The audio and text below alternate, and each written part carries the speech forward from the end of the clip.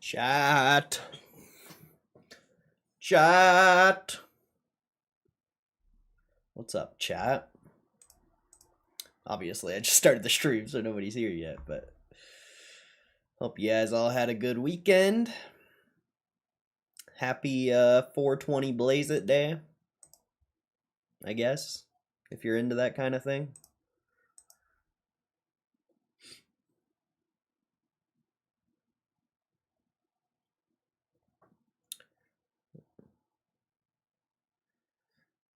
Why are you so obsessed with hymns, bro? You think I'm shorting hymns? Why are you so obsessed with me? Why do you care what I'm doing? Have you ever, like, tried worrying about yourself? That's crazy. That's crazy, bro. Maybe you should try worrying about yourself. That's crazy, bro. I just started my stream, and you're already in here talking about a stock I don't even, like, think about or care about? That's crazy, bro. Because I remember you being bearish. No, you were in a stream that I did, and I probably talked crap on your stock, and you got upset about it, bro. That's not my problem. That's not my problem. If you took what I was saying seriously, that's your problem, not mine. But yeah, good luck, bro. Learn to worry about yourself, bro. Learn to worry about yourself. Maybe life will work out a little better for you. You shouldn't be going in random people's live streams to cry about your stupid stock. What's up, fishy friends? Shout out to fishy friends. Hey, I appreciate you always commenting on the videos, fishy friends. And you hooked me up with that super chat not too long ago. Or super comment. I don't know what they're called, but I appreciate it. Risk Take Live. What's up, bro? How you doing? Hope you had a good weekend. Same with you, fishy friends. Hope you had a good weekend. And hopefully Danny had a good weekend, but you gotta calm down, bro. It's not that serious. If you care about what other people say about a stock you're invested in, whew, your conviction on it must not be very high. I get bashed on for being a GameStop investor every single day of my life, and you think I care what people have to say? I definitely don't. I definitely don't.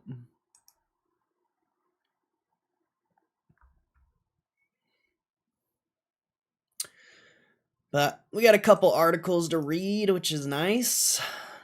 Seeking Alpha article, which those tend to be okay.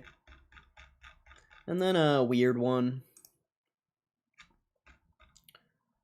Some dude trying to, like, compare GameStop to a shitcoin, which is a very odd comparison, but we'll see. I haven't even read the article, so we'll see what they gotta say.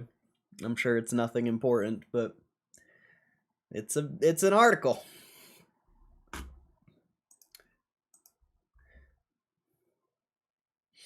And then I made a video before I started the stream that, I mean, we'll see how it does. It's just like a talking video, like a like this style, full screen talking video. I don't think it'll do well, but I want to give it a try. Because there's only so many articles, like, for a while there was, like, no articles for almost the past, like, week. I just had a bunch of articles I had already read that I was uploading, but there haven't been any articles to read.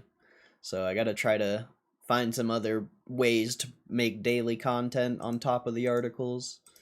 So hopefully those videos do well, but I don't think they will. We'll see. But I guess let's go through news for a second while we wait for some more people to come in here. Let's see, Trump threatens Iran again. Okay. Chair nominee Kevin Warsh says Fed must stay in the lane to maintain independence. When is this guy supposed to go into the Fed? Do they have a date for it yet? I thought I saw an article that said they were, like, delaying it. Central bank must be largely independent of political influence, but should also stay focused on primary goals. Express firm commitment to fighting inflation with only one mention of the labor market. Fed independence is largely up to the Fed. Warsh's speech also features a familiar criticism he brought up in recent years, namely that the Fed on multiple occasions have overstepped its boundaries and reached into areas such as climate change and social inequality. Have they? I don't know about that, but maybe. Fed must stay in its lane. Fed independence is placed at greater risk when it strays into fiscal or social policies where it has neither authority nor expertise. President Donald Trump announced in late January that Warsh would be his pick to succeed current chair Jerome Powell. Since his replacement process began, questions have been risen about whether Warsh or any other Trump pick would be able to withstand the repeated pressure from the president of the White House. Well, I'd have to hope so, because I don't think the White House knows economics very well. They're trying to get him to lower rates when inflation is like ripping. Yeah, fantastic idea. Sure, you know, it'll make getting a house easier, but it'll only make the prices of the houses go up more, so it doesn't seem like a very good move. Let's see. I do not believe the operational independence of monetary policy is particularly threatened when elected officials, presidents, senators, or members of the House state their views on interest rates. Fed does not enjoy the same independence in some of its other responsibilities as it does when setting interest rates and other aspects of monetary policy. Specifically mention their stewardship of public monies, relevant as an investigation proceeds in the Fed's multi-billion-dollar headquarters renovation. Powell's term expires in May? No! We only got like a month left of Powell? Oh, not Powell, bro. He's literally been the Fed chair since I started like being a stock market participant. That's crazy. It's gonna be weird not having Powell in the Federal Reserve. Nomination has been complicated by an investigation in the U.S. Attorney's Office in Washington, D.C. Launched into the project. White House remains focused on working with the Senate to swiftly confirm Kevin Warsh as next chairman of Federal Reserve. Trump has demanded the Fed lower interest rates. He repeatedly criticized Powell, sometimes in starkly personal terms, even threatening to fire him. Trump had tried to remove Governor Lisa Cook. Yeah, I don't think the president can do anything about Fed members. I don't think that's a thing. Tariff refunds begin today. These retailers are due to big payouts. Tariff refunds. U.S. importers ranging from Target to Walmart are due more than $160 billion in tariff refunds. Interesting. They're anticipating the government's going to make it as difficult as possible to get their money back. There's frustration because the Supreme Court already ruled that these tariffs are unlawful. Importers can submit a declaration in the system of tariffs they paid under the Trump now invalidated emergency tariff authority. Then expect to receive one consolidated refund amount. Refund claims have to undergo multiple validations, program documents show.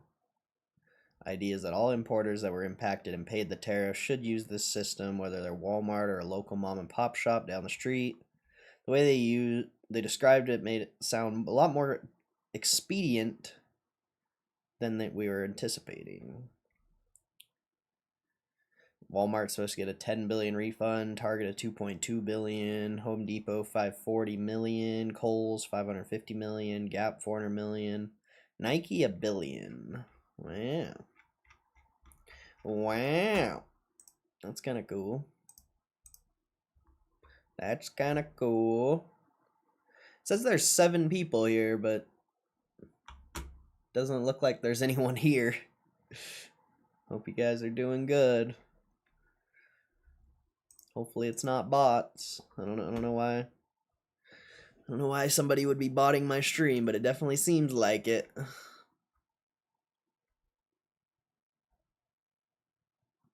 Let's see. Sandwich Chain Jersey Mike's confidentially files for IPO. Jersey Mike's Cash Patel sues the Atlantic for $250 million over alcohol abuse. Let's see. Eli Lilly agrees to acquire cancer drug maker Colonia and deal worth $7 billion. Okay, nothing there. Nothing really.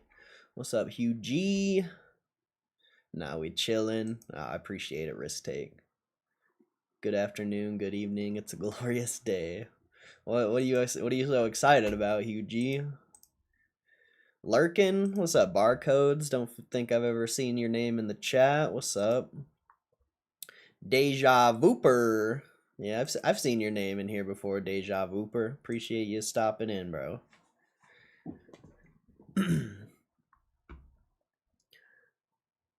Let's see, anything here? Roaring Corey, one word on Discord. I think it's one word. Let me double check.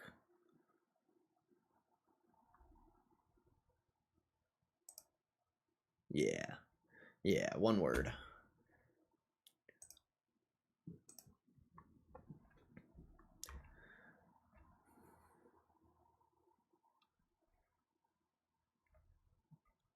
Doesn't look like much gaming news. I mean, obviously there's always gaming news, but doesn't look like anything I want to talk about. Got a clip I'll send, PSA. Alright, bet. Let me know when you send the request. Because I don't know if you get a notification for friend requests.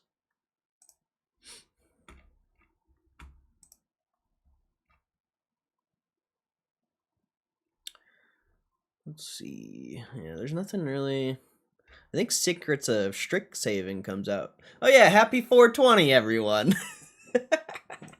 Happy 420. if you're I'm not a big 420 celebrator, but maybe someone out there is. Maybe someone out there is.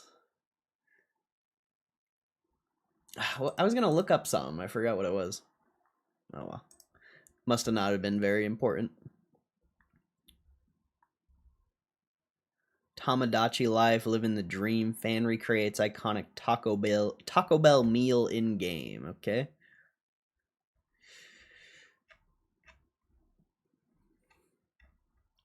Okay. Not very. The news is kind of whack. Take-Two CEO thinks Elon Musk is more at risk of losing job to AI than GTA 6 artists.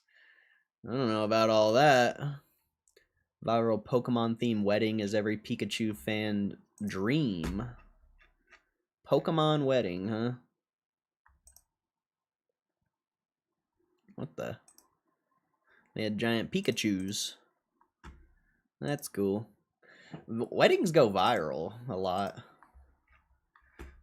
Weddings are a viral thing. See a lot of news articles about weddings. I don't know exactly how Discord works. Let's see. Yep. I gotcha.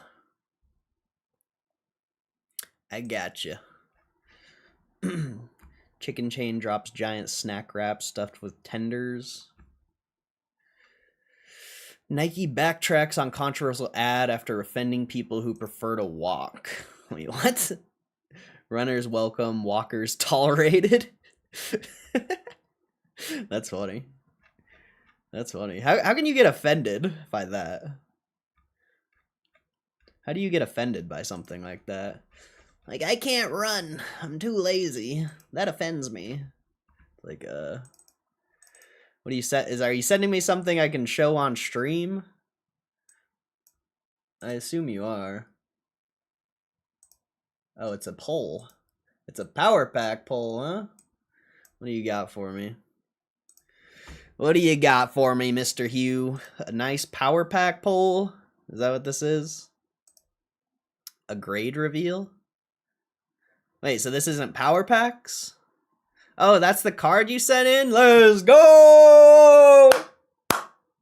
PSA 10, baby! Let's go! That's the card that's the card you sent in? That's sick that they do that. Wait, there's more. Oh, the Gengar! The Gengar! Oh, it's a 10? It's a 10! Fire, Hughie. Fire, bro. Let's go. Let's go, Hughie. That's sick, dude. That paid your Pokemon addiction for the next like 2 years.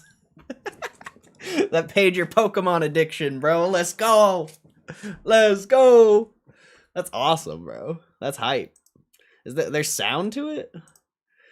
Wait, so this is on the... Is this on GameStop's website or the PSA website, or is this like an email or something? What is this exactly? I've never seen this reveal before. This is kind of cool. That's on the PSA app. Oh, I didn't know they did this. I didn't know they did like reveals like this. That's super cool. Is that? I swear that's new, isn't it? I swear that's new. Maybe it's only when you get like a high value card, maybe. I don't know. That's awesome, bro. Congrats. Congrats. That's so dope. Mustard company owner sentenced to prison and fined 1.5 million for dumping mustard waste into a river. Ugh. What? Owner of Old Dutch Mustard was handed 18 months in federal prison, along with $250,000 personal fine after pleading guilty to violating the Clean Water Act. This company was also ordered to pay a 1.5 million fine for its role in the pollution scheme. Santic knowingly discharged acidic manufacturing wastewater from his mustard and vinegar production facility in Sohegan River without a permit. Huh. That's in New Hampshire. New Hampshire. Anything else? Japan is paying single people $125 to actually use dating apps. Oh, that's cool. Shikoko is the smallest. Let's see. What's the app? The move comes as Japan continues to experience declining birth rate and shrinking rural populations. Local governments increasingly experimenting with unusual ways to encourage dating and marriage. Under the proposed program, eligible singles would be able to use the subsidy towards subscription fees and related costs on approved matchmaking apps. Wait, so this is just something the government did, or what? Japan is launching a subsidy program that will pay eligible single people 20,000 yen to cover the cost of using dating apps. That's wild, bro. Initiative comes from Kochi Prefecture and targets residents aged 20 to 39. Officials framing it as part of a wider push to help younger people find romantic partners and ultimately encourage marriage. The going rate for annual membership fees is a little over 20,000 yen, so we set the amount to cover the majority. Japan's younger generation may need incentives. What's up, Kenny? Been a while, Kenny. Hope you're doing good, bro. Hope you're doing good.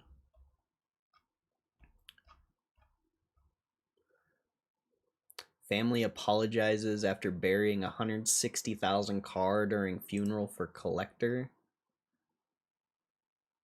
Family of a car collector in China have come under fire after they buried a Mercedes as an offering for him, and they're facing a fine for burying a Mercedes. It's his Mercedes.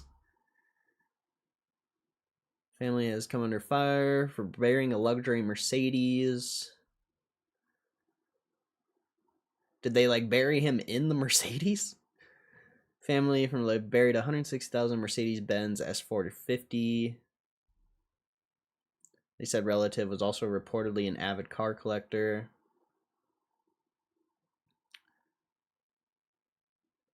Jin family have been reprimanded for illegally burying the car in question. They had to issue an apology for the burial. They're reportedly facing fines and will have to incur costs in getting the car dug up, moved, and repairing the land. Not been reported as to how much that would set them back, but SCMP noted that paid helpers $70 each, and that the custom license plate, if official, could be worth up to 37,000. Wait, what? Why is a custom license plate worth that much? That's insane, dude.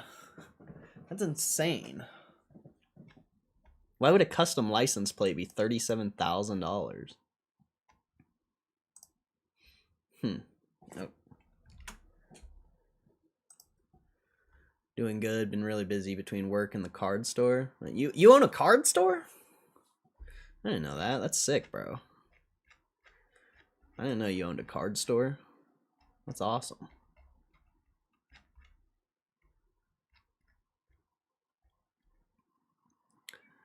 That's dope, bro. Johnny Knoxville says Monterist explosion mistaken for plane crash was really a Jackass stunt. Oh yeah, the new Jackass comes out June 26th. That should be good. Yes, sir. Oh, yeah, that's awesome, bro. I legit didn't know that. That's a good time. I've always wanted to open a Pokemon store, but I just don't have the too many risks. Too many risks for me. That's why I just YOLO all in GameStop. But that's awesome. I bet that's a good time.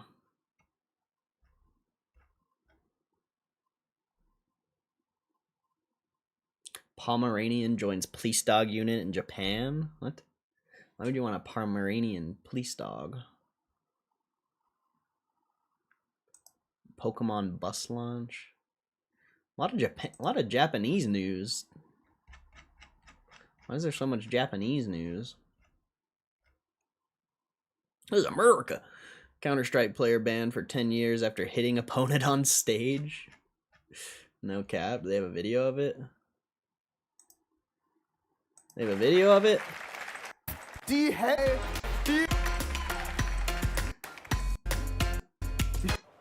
stellen sich auf. Oh, he just fucking... Bro. He just snuck that cheap shot in. Die stellen sich auf. Boom! Damn! Stellen sich auf. Oh my god, he slapped the shit out of that guy. Now the sound's off. Nee, geh ruhig mal runter. Geh This ruhig guy, mal runter. he's so confused. He's so confused. He just got slapped the shit out of, bro.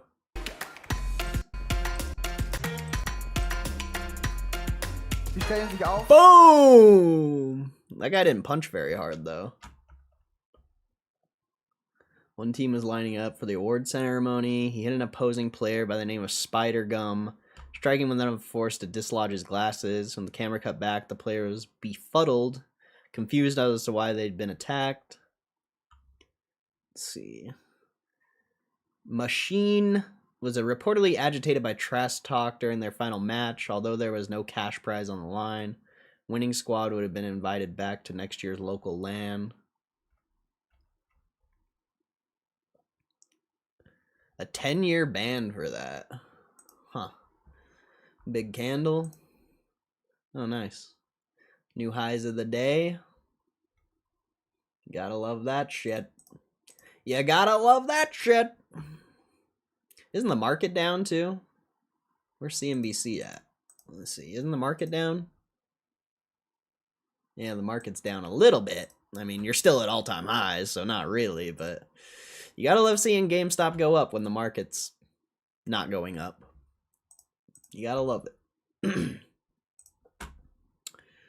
Let's see. Any other news here? We'll get in the articles here in a second. Just looking at the news. Titanic survivor's life jacket sells for $900,000 at auction. What? 900 grand for a Titanic survivor life jacket?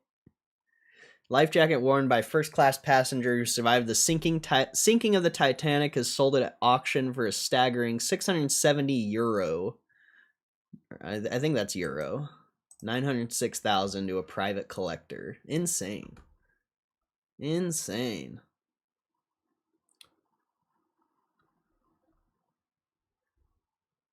He was ecstatic about the massive sale, noted it reflected the ongoing global passion for the story of the passengers and the crew. People have too much money, bro. People have too much money. That's what that tells me. You're willing to spend 900 bands on a fucking life jacket? You have too much money, bro. That's all that is. You have too much money.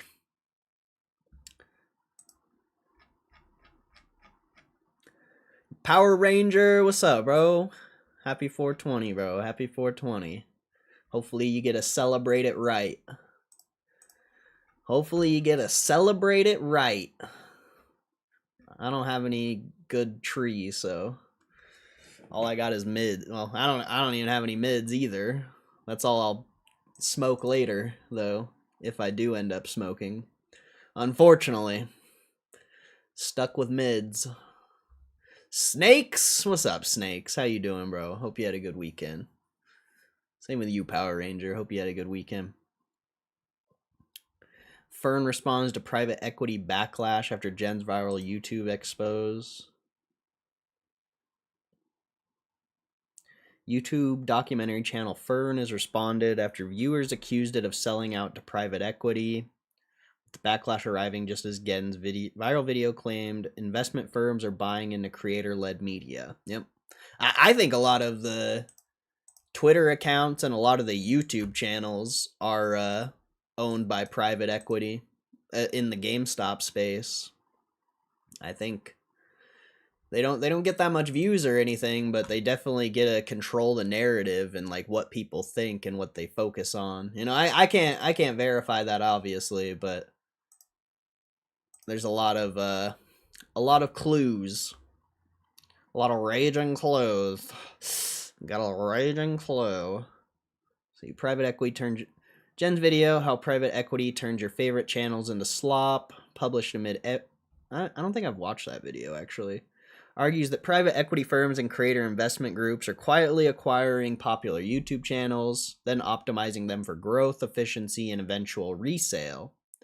Video points to tactics such as consolidating multiple channels into a single company, increasing upload pressure, relying on safer, repeatable formats, and reducing key man risk by making channels less dependent on a single creator. And also, if GameStop does blow up, a lot of the YouTube channels are going to blow up, so it kind of would make sense that private equity would buy like channels or create, Twitter accounts in the GameStop space, because eventually, we should get the recognition we deserve potentially. Maybe, I don't know, but that's part of the reason why I still continue to upload and stream is because I think the eventual future of the GameStop creator space is, I think we're just in the beginning phases. I think a lot of creators will get a lot bigger if you're like talking about GameStop and stuff. I don't know, it's just an idea. Whether it happens or not, who knows, but let's see. Fern ended up dragged into the conversation because Electrify Video Partners announced a partnership with Fern and Simplicism.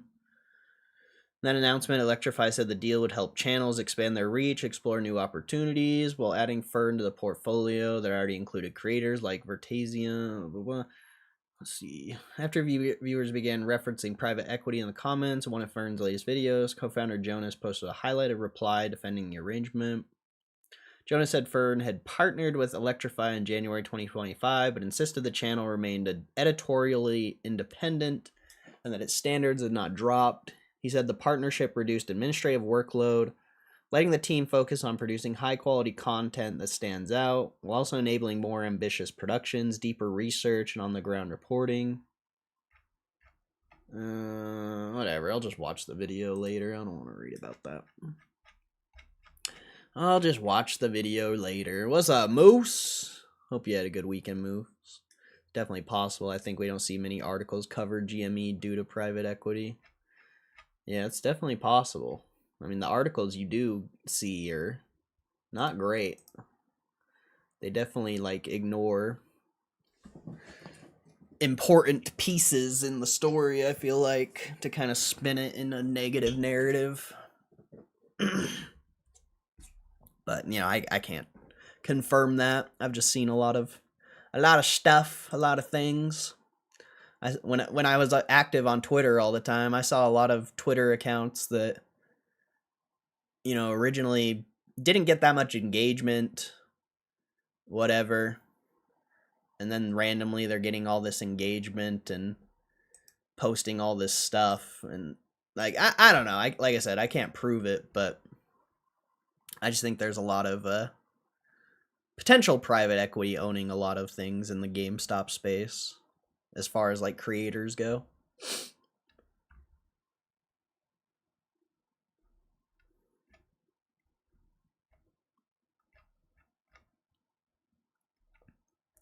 All right, anything else? I don't think there's anything else here. Humanoid robot smashes half marathon world record. Wow, that's actually pretty impressive.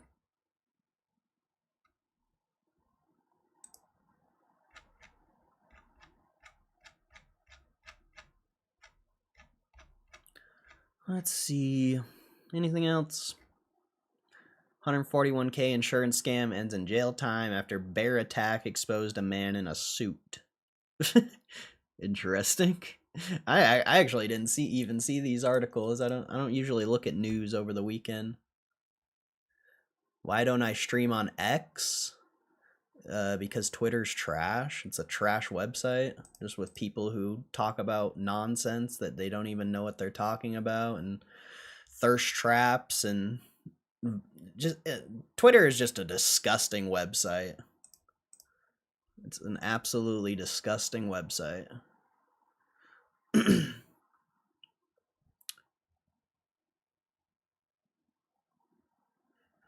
Saw another robot fall and go berserk until it destroyed itself. Then they ran in and stretchered the pieces away. That's kind of funny. Let's see. DJ Priest plays Super Mario Techno, pays tribute to Pope Francis. Robot dogs heads of Elon Musk and Mark Zuckerberg roam San Francisco streets. What? Their video? Ah, it's on Instagram, so I probably won't be able to view it. Oh wait, we can. What the heck, dude? Welcome to the dog pen here. My name is Mike Winkleman, aka People. You may know me from the Hate. They have the Stranger Things music.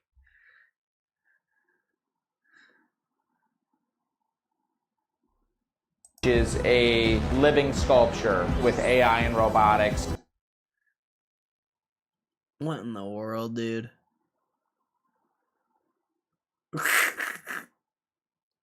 What is this? What are we watching, bro? These pictures are pooped out the back? In the style of each of these characters. The Picasso. So the Zuckerberg one makes the picture look like it's in the metaverse. So weird, bro. So weird. That is weird. You gotta poop out photos. They just poop out AI slop. They just poop out AI slop, bro. That's hilarious.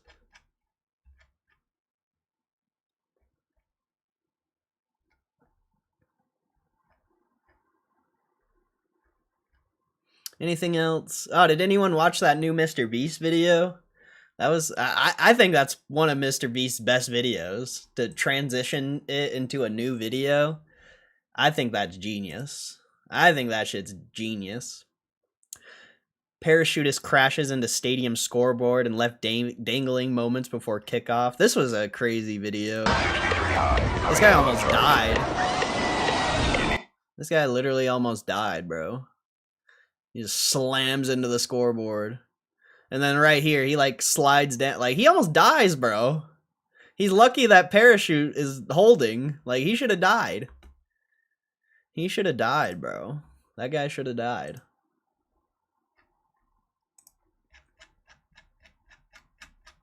Alright, anything else here? Anything else? University shatters Guinness World Record for massive dinosaur gathering. Nürburgring qualifiers race canceled after fatal 7-car crash kills 66-year-old. Oh, that's sad. That's sad. Mature adult content. I'm not gonna click on that. It's probably, although I do want to watch the crash, I'm not gonna click on that. I'll watch it later or something. Anything else? Desperate gamer bakes dying GTX 1080 in an oven to fix it. It actually works.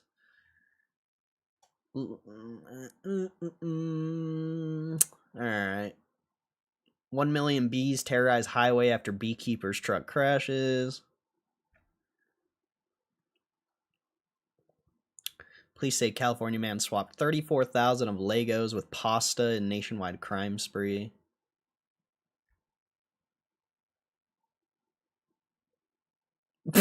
What?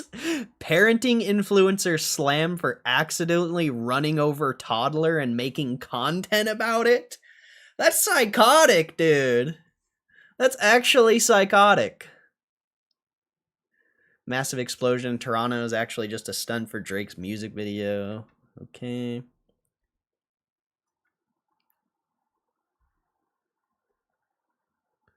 Dog saves family after fire suddenly rips through house. Netflix launches TikTok-style vertical feed alongside AI recommendations. There's a lot of no's, actually. There's a lot of news. Johnny Smalley sentence challenge. His lawyer calls for higher court ruling. Titanic Museum suffers flood on 114th anniversary. Okay, that's enough news. That's enough news. That's enough news for one day. I'll see if I'll skim real quick, see if there's anything else. But that's we went through a little too much news. I feel like YouTuber reconstructs Nintendo's notoriously rare first arcade game.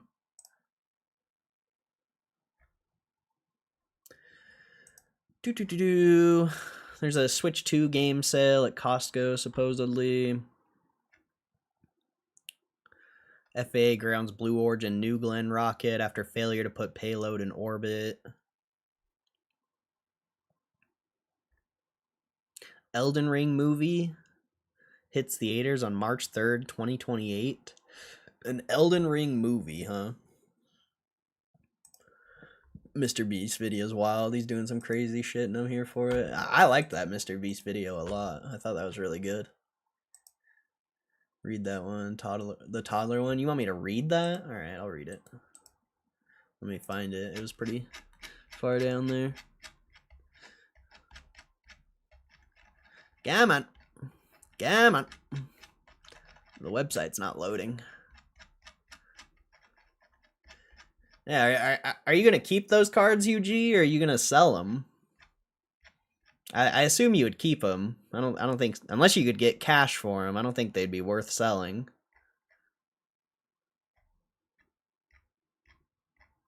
All right, where's that chick? All right. So according to reports, Kelly Hopton Jones accidentally struck her 23-month-old son with her car. The child was rushed to the hospital following what the mom is calling a tragic incident. What's drawn the most attention, however, is what's happened next. Hopton Jones took to Instagram shortly after the incident, sharing a series of posts to her 65,000 followers, detailing what happened, including photos of her son receiving treatment in the hospital. Users were baffled by her decision to document the ordeal on the exact same day as it ended up going viral. Today has been the worst day of our lives. A true nightmare for a parent happened to us today, she said, explaining how she accidentally ran over her son, Henry. A true nightmare? You're just a bad parent. Like, how do you run over your child? Like, actually, how do you run over a 2-year-old child, bro? That makes no sense. Guaranteed she was on her phone. Something. Like, that just makes no sense, bro. How do you run over a fucking 2-year-old? Probably can't even walk. Like, how... Ugh. The influencer said the x-rays of Henry's chest, legs, and neck came back normal, but he has a fracture in his pelvis that will take time to heal. We keep replaying it, trying to understand how this could have happened when we were right there. I don't have the answer, she added. Accidents happen, and the only mistakes are the ones we don't learn from. I don't think this is an accident, bro. I have a hard time believing this is an accident. Like, how? How?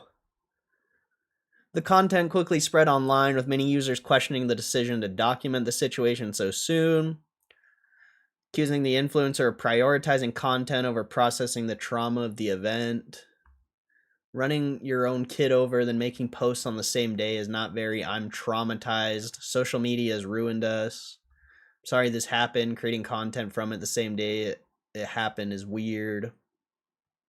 Others echoed similar sentiment, suggesting the moment should have been remained private rather than being shared with followers. Seems like a day to not be on social media. Craziest thing. I mean, I get people are like mad that she's posting about it, but I just don't even understand how you could even have that happen, bro. I don't even get how that's even a possibility. How do you run over a 2-year-old, bro? How do you not know where your child is at all times? Like, you're a social media influencer who has nothing better to do with their life besides post on social media. Like, her income is probably from social media. Like, she has nothing better to do than to focus on what her child is doing. Like, how do you run over your child, bro? Like, actually, how do you run over your child? There's so many wrong jokes I can make, but I could get canceled. Nah, getting canceled just makes you more famous, bro. Getting canceled's a good thing. Don't let anyone tell you otherwise. Like, I pray for the day I get canceled, bro. I've said the N-word multiple times on stream. On accident, of course, but like, I pray for the day someone goes and shares that and it goes viral. Like, getting canceled is the ultimate play, bro. Getting canceled is the ultimate play.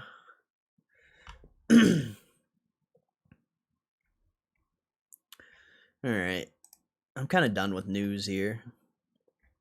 We got a couple GameStop articles to read.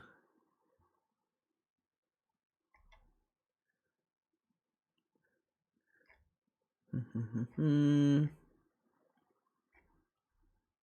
actually quite a bit of news, but I'm kind of over it. I can only read so much news till I get sick of it, because there's just so, like, you could spend so much time, like, reading all these articles and whatever, but most of them don't even matter.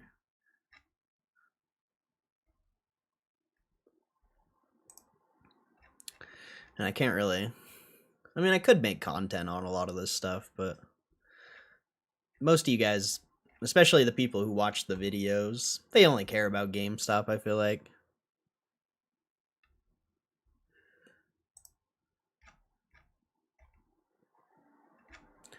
Strategies buying more Bitcoin. Not a surprise. Bitcoin in third largest purchase surpasses BlackRock holdings. Wow. I thought Strategy was already the largest owner of crypto or Bitcoin, but I guess not. I guess not. All right. I want to say it. Women. Women. Like, shouldn't your toddler be, like, in the fucking car seat? I don't know. There's something sus about that, bro. There's something sus about that. There's something sus about that, bro. I'm not saying she did it on purpose and for content, but you know, we live in a weird world where people are constantly chasing the views and the likes and yeah, I don't want to say she did it for views, but there's a possibility she did it for views. I think people are crazy enough for that shit, bro. I wouldn't put it against her. I definitely wouldn't put it against her. Gonna keep them for now and play it by ear. I'm definitely attached to both of them because I pulled both of them. I didn't expect things to go this well, so I'm figuring out as I go. Yeah, I like I said, I don't think it'd be worth selling unless you got cash, because you'd have to pay taxes on it, and you know, if you sold it on eBay, and the fees, like if you ended up selling it on eBay, I think, you know, I forget exactly how much those cards were, but $5,000, you got to pay like 13% fees, so that's $650. You probably have to put insurance on it because it's so expensive, so the shipping's gonna be like $100 probably. And then you gotta pay fucking taxes as well, because if you sell, I don't know the exact amount on eBay, but I think it's, I don't remember the exact amount. You'll get a tax form most likely for selling something that large. And then, you know, if you're paying like 20-30% on taxes on that, 5,000 times 20%. So you're gonna end up paying like $1,500 to $2,000 just to sell the card. So it's like it's not even worth it unless you get in cold hard cash and like a private deal or something. So yeah, I don't know if it's worth selling. Still really cool though. Make sure you guys hit that like button. It says there's like 15 people here, but we only got 4 likes. Alright, let's get into the GameStop articles and what you guys are all here for. I'm sure this is why you guys are all here. Things she did for views. Would be better off at a card show or something. I got pretty custom graded cards for them. Nice, let's go. Yeah, a card show where you can get cash. I feel like, yeah, just like any cash transaction would be the only way. Like if you're trying to sell it online, I just don't know if it'd be worth it.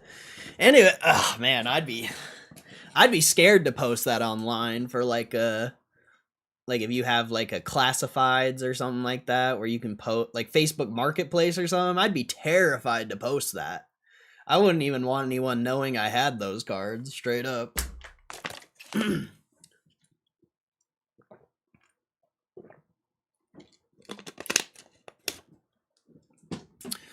I was lacking, but just drop the like. Appreciate it. I appreciate it.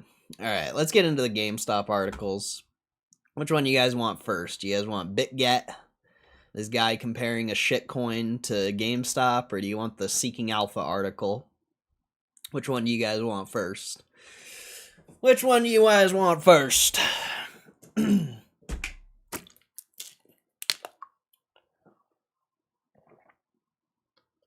The shitcoin first? Alright. Shitcoin it is. Shitcoin it is. Alright, let's get it. Let me go like 150%. How does that look? That's a little large. We'll do like 125. Get this guy out of here, bro. Get this guy out of here. Can I pause this? There we go.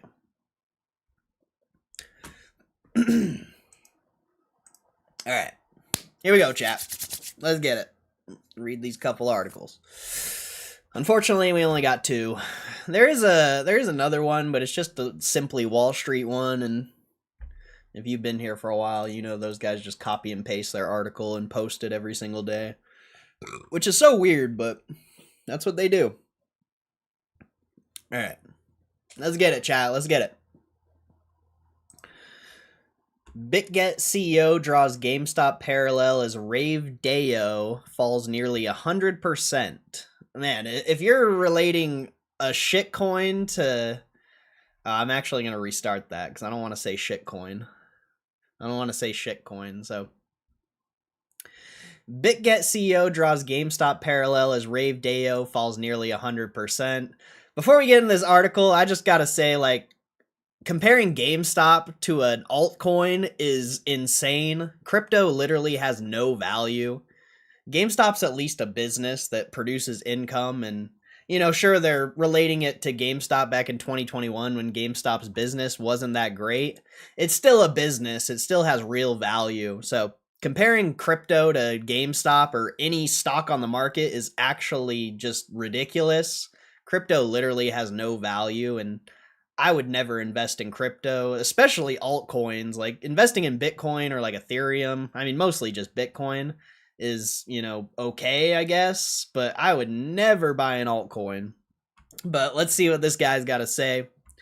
Rave Deo lost over 95% of its value in a single day, erasing $6.3 billion from its market cap after allegations of insider manipulation sent the token into free fall. I mean, that just tells you that it literally has no value. Losing 6.3 billion of market cap in a single day, that's ridiculous. Although this crypto coin was up hundreds of percents prior, so, you know, that's probably why it's even getting talked about. The collapse followed a parabolic rally that saw Rave gain over 10,000% in 2 weeks, briefly pushing it into the top 20 cryptocurrencies by market capitalization. I guess it was way more than a few 100%. BitGet CEO Gracie Chen compares rave crash to 2021 GameStop frenzy. Oh, this is... That's ridiculous. As of this writing, Rave Deo's powering token, Rave, is down 95% over the last 24 hours, almost reaching its floor price after topping out at $28.89 on Saturday. Wow. It's trading at $1.20 after popping to $28.89? No way. BitGet CEO Gracie Chen compared the rave collapse to the 2021 GameStop short squeeze. She noted that GME, a struggling retailer with a fair value of $10 to $20, reached $483 on collective action alone. Yeah, but it was also over 100% short interest, or like, didn't it get up to like 400% short interest?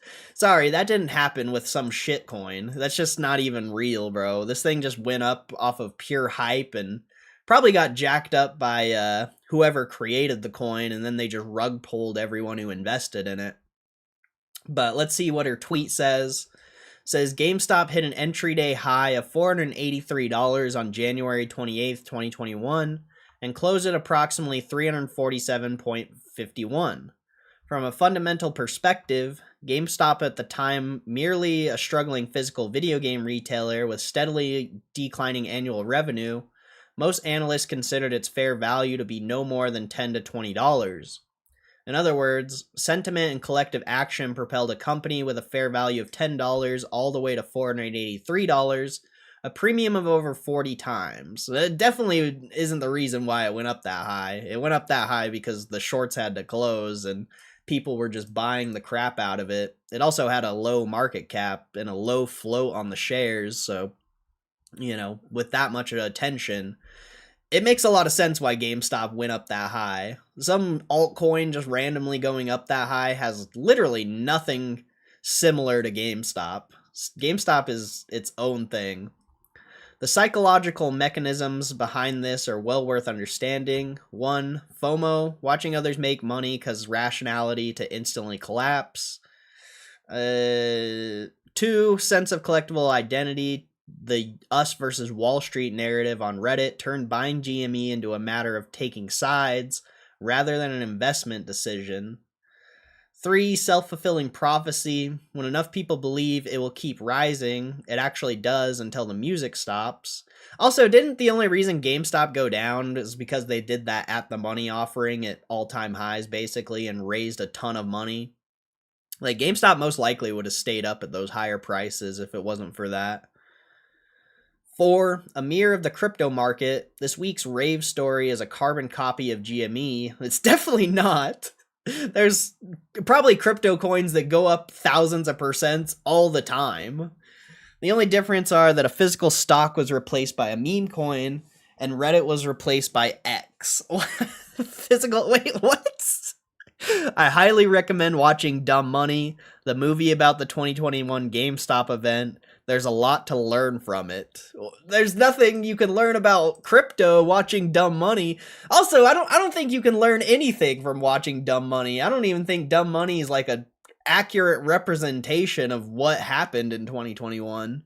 So, dude, this guy is coping hard, or this girl, Gracie Chen, she is coping so hard, bro. Chen identified FOMO, tribal identity, and self-fulfilling prophecy as the psychological forces behind both events. She argued Rave followed the same playbook with X, replacing Reddit, and a meme coin replacing a physical stock. No, definitely not, bro. I wonder if someone is reading this and like, yeah, I'm gonna go buy some Rave, man. It's just like GameStop, dude. To the moon! To the moon, brother! On-chain analyst Zach XBT had previously flagged suspicious wallet movements, alleging that insiders held roughly 90% of Rave's circulating supply across 3 wallets. Yeah, that didn't happen with GameStop. Definitely not. I don't even think Ryan Cohen was a large holder.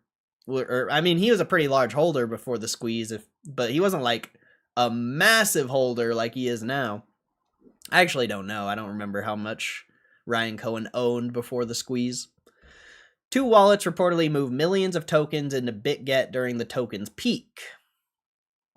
Pump and dump activity for Rave originated on BitGet, Binance, and Gate. Call to action for both Hey, Binance, Gracie, BitGet to do better and launch internal investigation, offboarding the responsible actors, offering up to 10K bounty of my personal funds for whistleblowers too. Thanks for highlighting. We started investigating into Rave. Okay, bro, this is a joke. I can't believe like anyone would actually like take this seriously. Rave Deo responds to allegations. Rave Deo denied responsibility for the price action. The team said it was exploring performance-triggered token locks and pledged to donate 20% of the event profits to philanthropic causes. Oh man, what does their tweet say here? We are aware of the rumors and accusations circulating regarding Rave and Rave Deo team. We want to be clear, Rave Deo team is not engaged in nor responsible for recent price action. We take transparency seriously and remain humbled by the attention, but our focus is on the mission, bringing mass adoption to Web3 through live events. Man, that sounds like every crypto pump and dump I've ever seen in my life. Coping so hard, bro. You gotta cope so hard to make it look like you didn't just pump and dump your own crypto coin. And then you try to relate it to GameStop, a real financial asset that had a reason for going up that high. Meanwhile, analyst Kyle Dupes noted Rave moved from euphoria to wipeout in days. Some traders also reported being unable to close positions on exchanges, raising further concerns about how platforms handled the volatility. Yeah, I've seen this before. I forgot what it was, but there was like a crypto coin or a stock where someone tried to, I think it was a crypto coin, but someone tried to sell it. They had like millions in a crypto coin, like 5 or 10 million. But if they were to sell it on the market, they were only going to get like 2 or 3 million. So the liquidity probably wasn't even there for people to take profits or anything like that.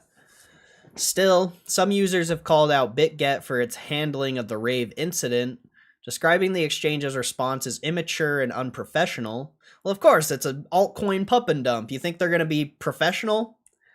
Critics argued that liquidating user positions on both sides of the trade set a dangerous precedent. Several compared BitGet to FTX, warning that trust, not capital, is the foundation of any exchange, and once lost, it may be impossible to recover. I can kind of agree with that. I think most altcoins are fully, propped up by trust. I don't think anyone really, I don't know. I just, to me, crypto has no value, so it doesn't even make sense how something like this could even get to the 7 billion market cap or whatever it got to. It literally has no value, so I don't know, man. I guess people just see it going up and they buy it and they, they're not going to screw us over. It's different this time. And then next thing you know, both BitGet and Binance have confirmed internal reviews of trading activity surrounding Rave. So yeah, that's pretty much the end of it. Oh, there's a tweet here we can read. I mean, let's see what this says. BitGet may be on track to becoming FTX 2.0. The way it handled the Rave incident was immature, unethical, and unprofessional, triggering user losses and casting serious doubts over its integrity. Despite presenting itself as an innovative exchange with a bold vision, BitGet operates more like an offshore bucket shop, enabling illicit flows and bad actors. The decision to pump and dump the Rave market and liquidate users' positions, both ways set a dangerous precedent. Trust, not capital, is the foundation of any exchange, CEX and DEX alike. And once lost, it's almost impossible to recover. Moreover, the platform's listing team reveals alarming flaws, asset selection that exposes users to systemic risk that open the door to manipulation. Unless these issues are addressed, more altcoins may be weaponized against BitGet, putting it at risk of becoming the next catastrophic failure in crypto. Wow. So they're not even blaming the people who made the Rave token. They're blaming like Binance and the exchanges. Well, that's actually crazy. That's actually pretty wild. Very interesting article. Very interesting article. Huh. Very odd, very odd. Alright, then we got the Seeking Alpha one. Isn't this the same as that GME coin?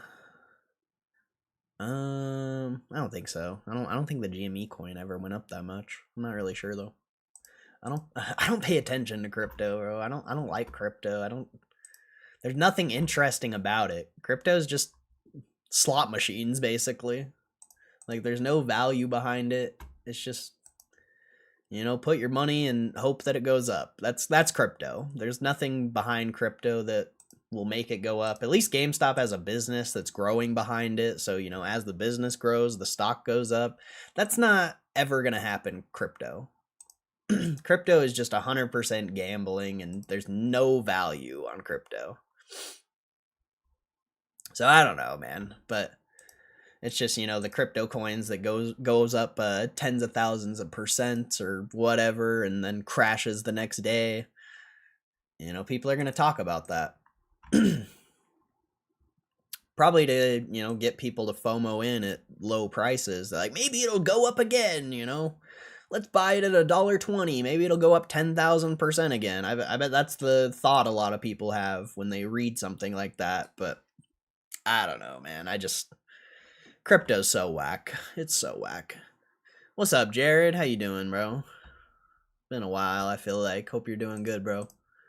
Hope you had a good weekend. All right, let's get this. Let's get this Seeking Alpha article.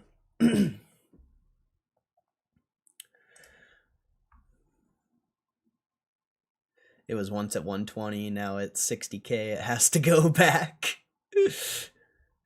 All right, GameStop. Don't forget the operating business on top of the cash pile. What, is this going to be a bullish article for GameStop? That's crazy. Summary. GameStop remains a compelling contrarian value play with a buy rating justified by strong profitability and a cash-rich balance sheet. GME's PowerPacks e-commerce platform for trading cards is a significant growth catalyst, driving collectible sales up 35% year over year and improving margins. Nah, they haven't even reported their numbers on PowerPacks. You don't even know how much they're going to make from PowerPacks, and also you don't know the margins either. But PowerPacks isn't the reason the collectible sales are up. They haven't even reported anything on PowerPacks. So, sure, this is going to be a bullish article, but probably not proper information, just judging by this one summary point here. Despite a negative 14% revenue decline, the stock's adjusted net income and free cash flow surged, with fiscal year 2026 gross margin up 680 basis points and free cash flow margin at 18.1%. Valuation is attractive at 9.7x EV to free cash flow, while the market underappreciates the operating business amid acquisition uncertainty. With the stock market cheering the prospect of an Iran deal and skyrocketing to fresh all-time highs, my focus remains on single stock selection and identifying contrarian bargain plays that defy an expensive broader stock market. I don't think the stock market's up because of an Iran deal. There's still a lot of negative news coming out from Iran. I think the market was just down because crypto crashed like 50%, and now people are over it and they realize that, you know, at least the stock market is real value, and, you know, the stock market's going to probably go up forever, most likely, if we're talking about the S&P 500 and the NASDAQ. You'll probably never see like a multi-year bear market. Maybe you will in like 10, 20 years or something, but to me, the market is always bullish. Even in 2022 to 23, when the market was selling off for like a year, I mean, it turned out it was still bullish. It was just a good time to start acquiring stock. But yeah, I don't think the market going down had anything to do with the Iran war or anything like that. And yeah, if you're still bearish on the stock market after the market hits all-time highs, that's actually insane. But that's a totally different conversation. GameStop, the beleaguered electronics and gaming retailer, is associated with two unpopular trends in the stock market today: retail weakness and crypto. What? Bro, the crypto is like less than 5% of GameStop's business. What are you talking about, bro? Thanks to its Bitcoin holdings, despite this being a relatively small portion of a cash-rich balance sheet. How is... Oh man, this is not going to be a good article, I don't think. Shares of GameStop have declined 10% over the past year. Right now, the stock is in a holding pattern amid CEO Ryan Cohen's stated intention to use GameStop's balance sheet to make a huge acquisition. A number of potential targets have croppled up in the rumors mills, with Best Buy emerging as one of the more likely targets. Yeah, I don't even want to get into that, man. Who knows what they're going to buy, but everyone just has an opinion, but nobody knows what they're talking about, unfortunately. I last wrote a buy article on Bitcoin in October when the stock was sitting at $23.50 per share. GameStop has edged up slightly since then, but I continue to view the stock as a compelling, if slightly unpredictable, value play.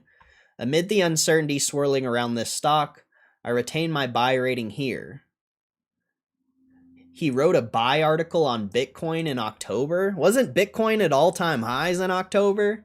Why would anyone listen to you? You wrote a buy article on Bitcoin in October? Bitcoin's down what, 50+% since October? Okay. I emphasize the fact that GameStop is more than just a balance sheet full of cash waiting for a target. It's also a niche retail business that substantially improved its profitability in fiscal year 25 and recently made a big foray into a hugely popular category, trading cards. The operating business is undervalued, which is the most compelling reason to buy GameStop as we wait on further news of a deal. I think the acquisition's just a bonus, personally, but yeah, I mean, trading cards is a completely new... I mean, it's not new, obviously, but when it comes to the stock market and, like, people on Wall Street, I don't think they see the value in trading cards. Power Packs is a fantastic new lever for top-line growth. Now let's get into the core of my buy thesis for GameStop. With all the focus and jitters on a possible upcoming acquisition for GameStop, the market is effectively ignoring and undervaluing the strength of the underlying retail business. I agree with that. That's something I can actually agree with. This is especially true with the launch of the company's most recent growth catalyst, Power Packs.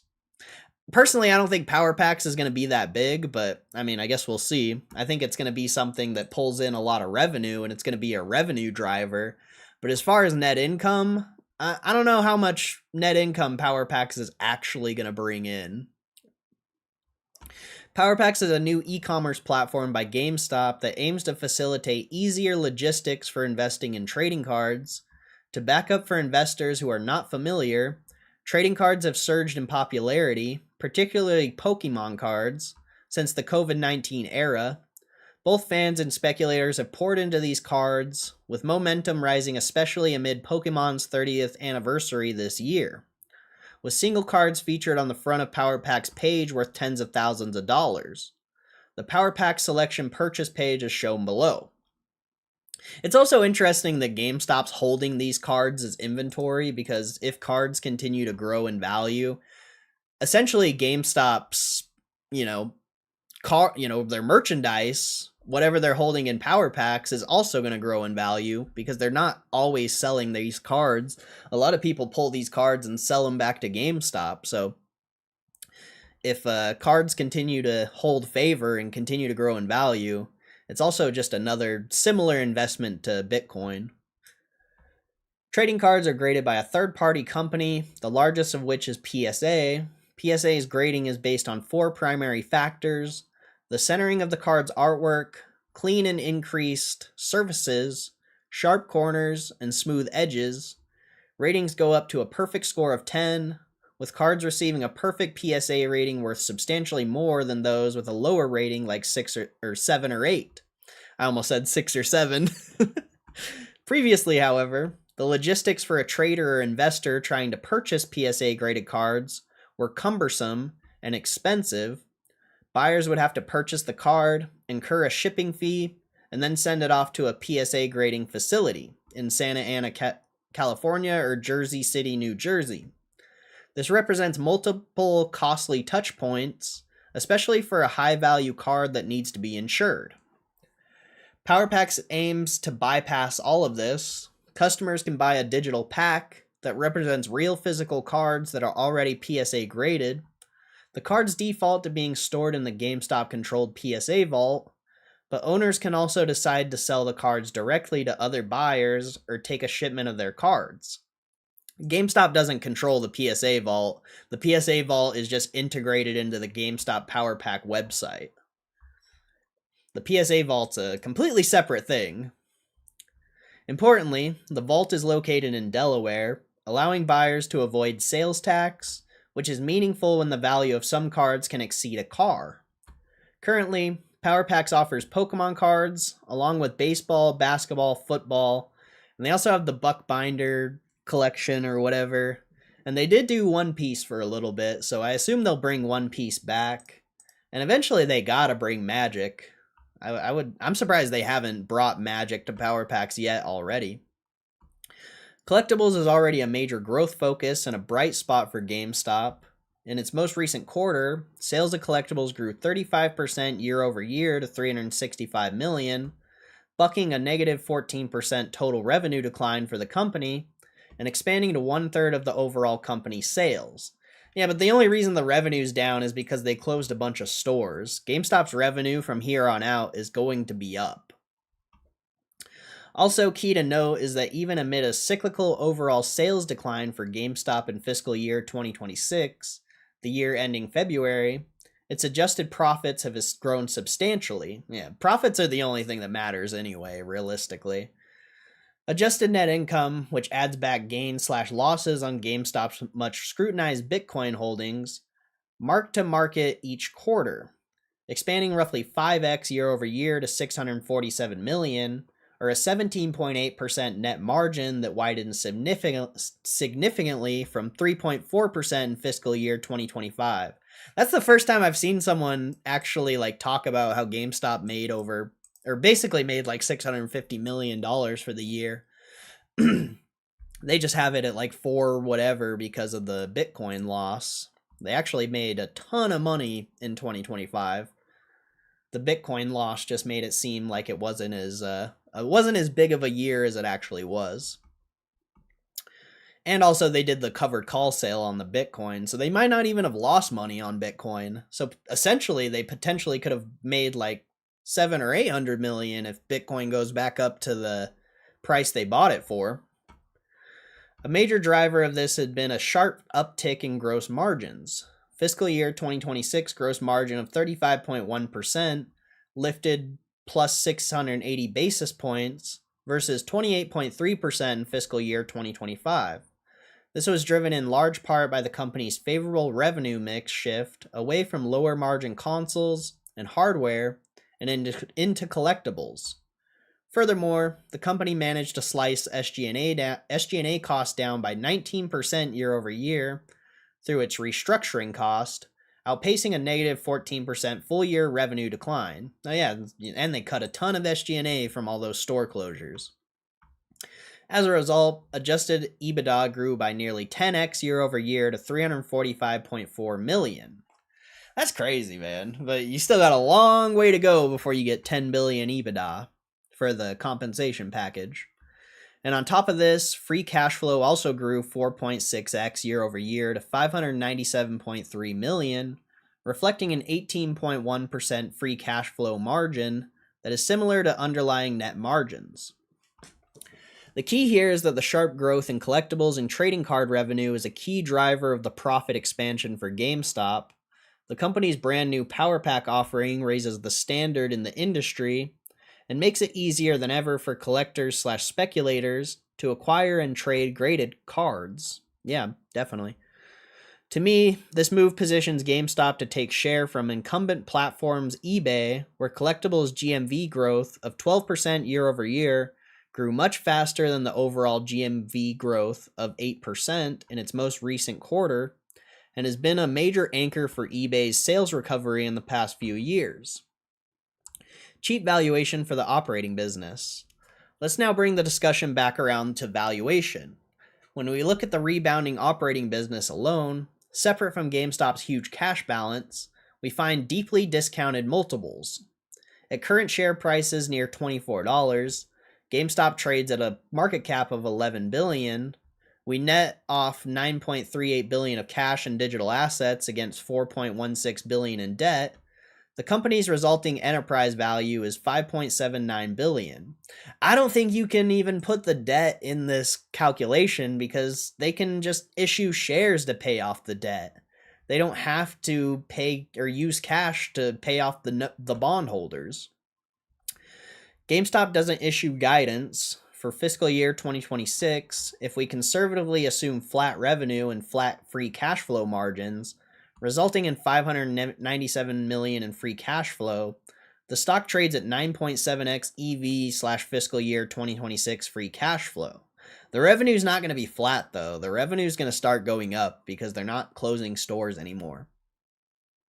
Maybe Q1 revenue might be down, but here from Q2 to the future, revenue should only be up. GameStop's operating business isn't a dying one. Power Packs is a legitimate growth catalyst that helps to turn the company's fastest growing sales segment, collectibles, from a retail store to a veritable e-commerce platform that has the potential to take market share. And yet, despite these growth catalysts, GameStop is priced at a huge discount. I agree with that. Risks and key takeaways. Of course, we acknowledge one major risk. The stock is unlikely to take any major direction until we get clarity on Ryan Cohen's acquisition target. This is a double-edged sword. In my view, purchasing an e-commerce company, which is more within Cohen's wheelhouse, as the former co-founder and CEO of Chewy, may synergize well with the Power Pack story and lift GameStop's multiples. On the other hand, combining with another struggling retailer like Best Buy may accentuate GameStop's problems, particularly in hardware sales. Best Buy has been struggling with sharp year-over-year declines in appliances and other heavy items. Yeah, I think GameStop's going to take over a retail business, but I don't know if it's going to be Best Buy or not. I think, obviously, we always talk about Target because Target is the most obvious competitor to Walmart and Amazon, but I think, we'll see.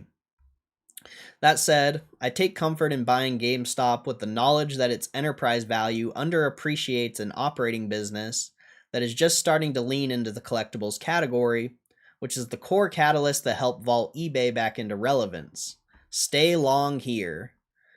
You're not going to end it with not financial advice? You just stay long? All right. I mean, I'll stay long. Don't you worry. I'll keep buying as well. Oh, man. That's funny. That's funny.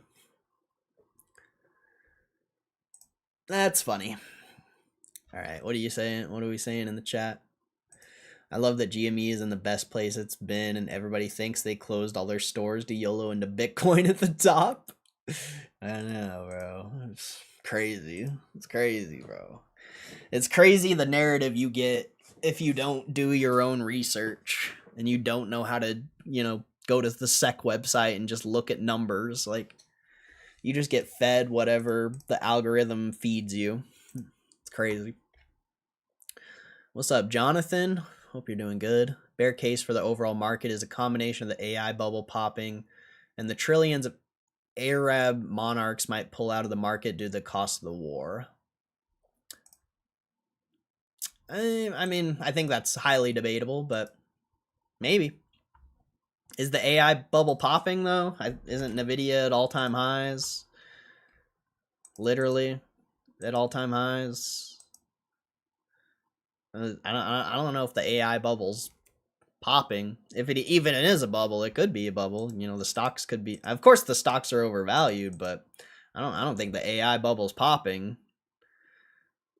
I don't really look at these stocks, but NVIDIA's literally at all-time highs. I doubt like Oracle is. Oracle was down a lot, but Oracle's down a lot from all-time highs, but it's still at a relative valuation it was back in 2024 and the start of 25. So I don't know if the AI bubble's popped quite yet. Maybe this the sell-off for the past 3 months or whatever before the past couple weeks Sure, you know, maybe that's why the market was down, but I don't think the AI bubble's popped yet. A lot of these companies or a lot of these stocks are still extremely overvalued compared to their business. APLD's at all-time highs. I don't know if I can I don't know if I can get behind that because I don't think the AI bubble popped. The only thing that's still down a ton is crypto, so I would just say a bunch of people panicked because of crypto. But you can spin whatever narrative you want. The reality is the market's not bearish. It's not it hasn't been bearish. A lot of people were just bearish because of Michael Burry most likely. But yeah, the market's not bearish. It's just not. If you think the market's bearish after selling off for 3-4 months or whatever, and then you go to all-time highs in like 2 weeks, I just would personally I would disregard your analysis because the definition of a bullish market is higher highs and higher lows, or lower highs. Higher highs and higher lows. The definition of a bearish market is lower lows and lower highs. So, if the market was bearish, it wouldn't have went back to all-time highs. The market is clearly bullish. And if you're shorting the market right now, I mean, good luck to you. Good luck to you. It's probably not going to work out. It's probably not going to work out if you're bearish and shorting the market. Good luck. Me after getting 3 beers? I just always forget it. I mean, it's truly that simple, though. A lot of people try to use these like technical indicators and try to spin their own narrative on why the market should be bearish, but the reality is, if the market was bearish, it wouldn't be at all-time highs right now. That's just the reality. You can try to spin it and say I'm wrong and whatever, but anyone who's a real trader and understands price action, the market wouldn't be at all-time highs if it was bearish. It just wouldn't be. Now, crypto is bearish. Until crypto proves otherwise, crypto is bearish as fuck. And there's a lot of stocks, individual stocks that are bearish, but if we're talking the market as a whole, the S&P, the NASDAQ, that is not bearish. Far from bearish. Far from bearish.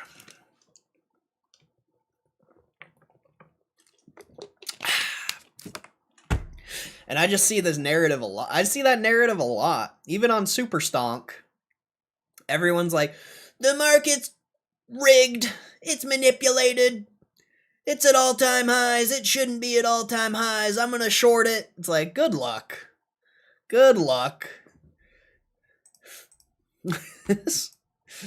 Good luck.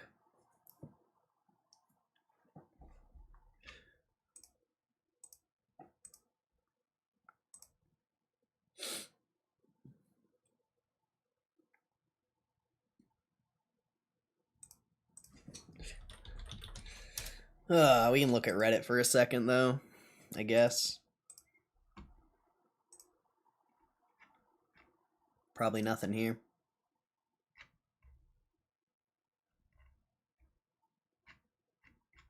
Yeah. Most definitely not.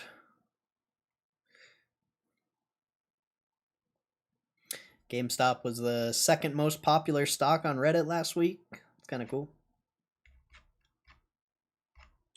No need, honestly, to look. Yeah, I know. Did get that Ryan Cohen tweet, Trump 2028 on Friday. Was it Friday? Yeah, because I didn't stream on Friday. And then he deleted it. That was pretty funny. But yeah, no, besides that, nothing here. Nothing here.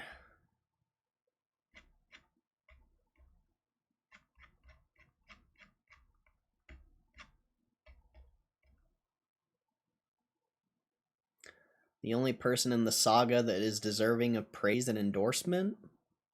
What about Ryan Cohen? I don't think Roaring Kitty deserves... I mean, Roaring Kitty is the... You know, potentially one of the reason... Probably the main reason why I'm in the stock, but... What about Ryan Cohen?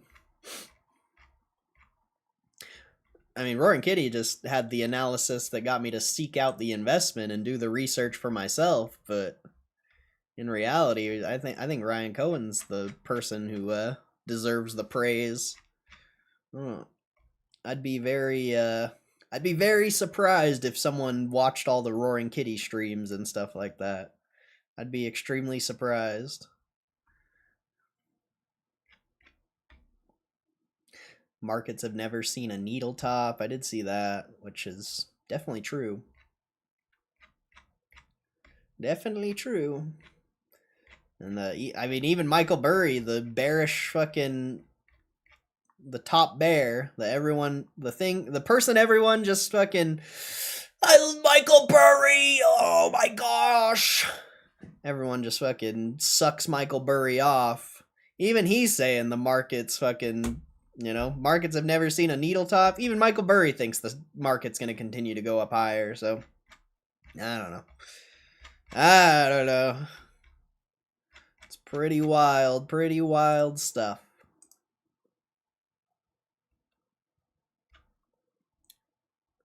Go ahead, Kenny, short my Gengar and GME, I dare you. Gengar. All the negative Ryan Cohen posts could be a good sign. People are just mad because he tweeted Trump. A bunch of Democrats. Why is he gotta bring politics in it? Why does he gotta tweet about politics? I'm selling. He tweeted Trump, I'm selling.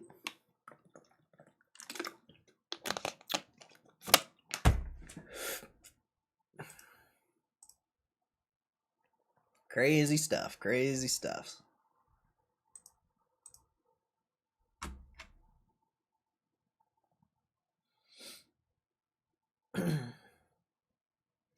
Crazy stuff. Still got like 20 minutes till the market closes.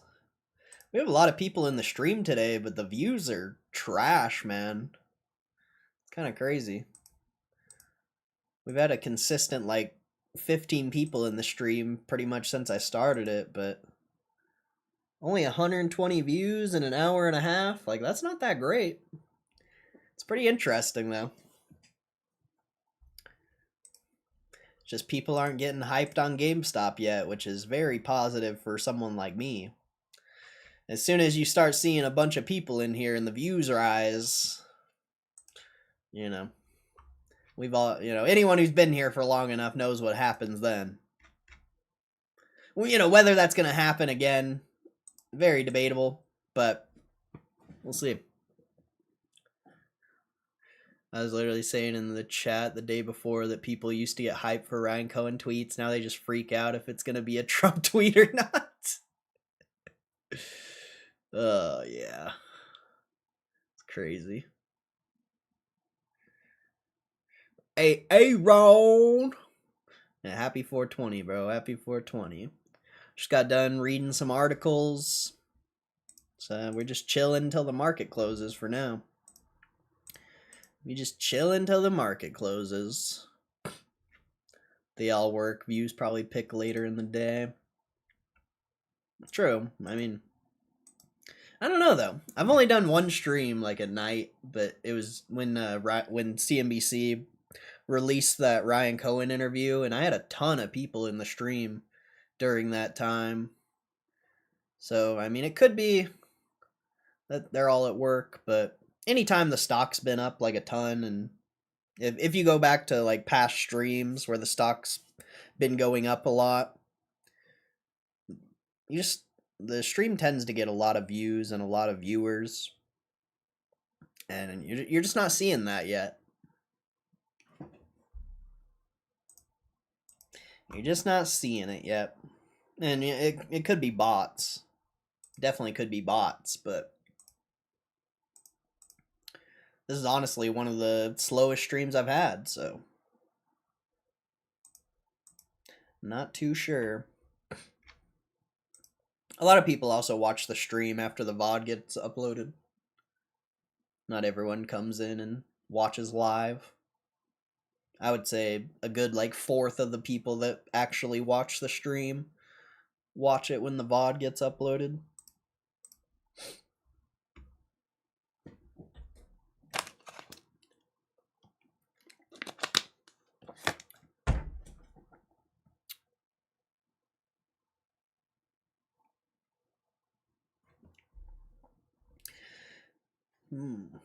Kind of crushing though. About to hit 25.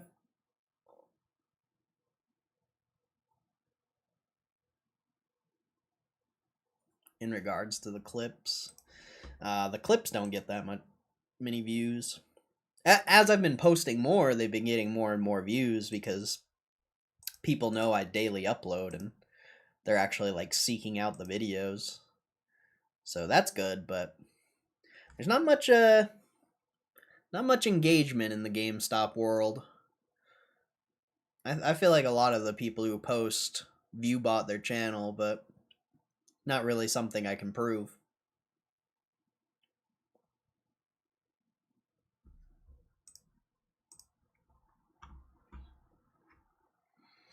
I guess if unless there's truly that many people that like watching terrible technical analysis and watching people who don't know what they're talking about when it comes to investing, I mean, if that's what people are into, maybe, maybe they're not view botting, but I have a hard time believing people actually like watching that type of stuff.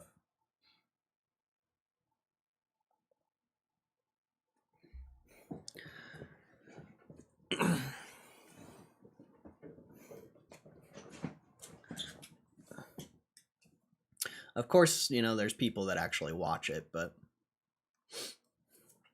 probably not as many as it seems.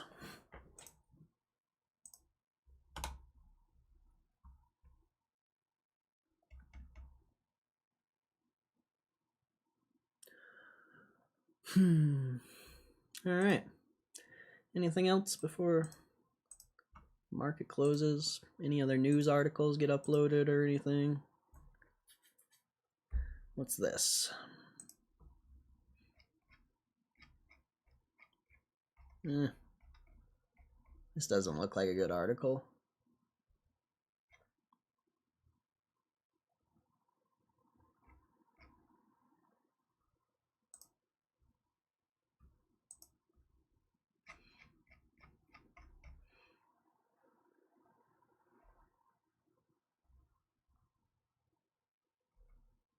This one looks like it could be okay. Maybe we'll read this one.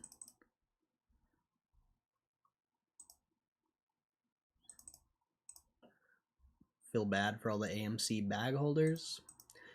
You shouldn't feel bad for anyone. You should just be focused on your life and doing your own thing. Shouldn't be worried about what people who don't know how to analyze business are investing in. What's up, Hugh? How you doing, man? How you doing, bro? I guess I can read this article. How do I get rid of this ad, though? How do I get rid of this ad? There we go.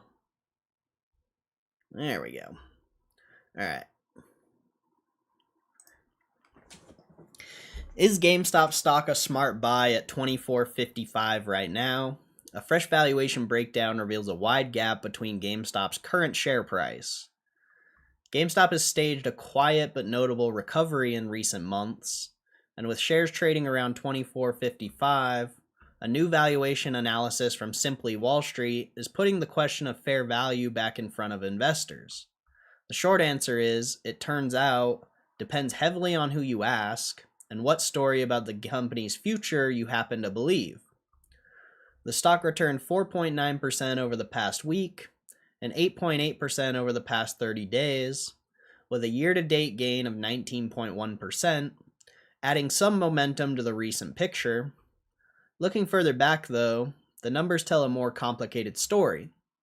A 7.2% loss over 1 year and a 41.2% loss over 5 years place the current rally in a broader context of long-term decline.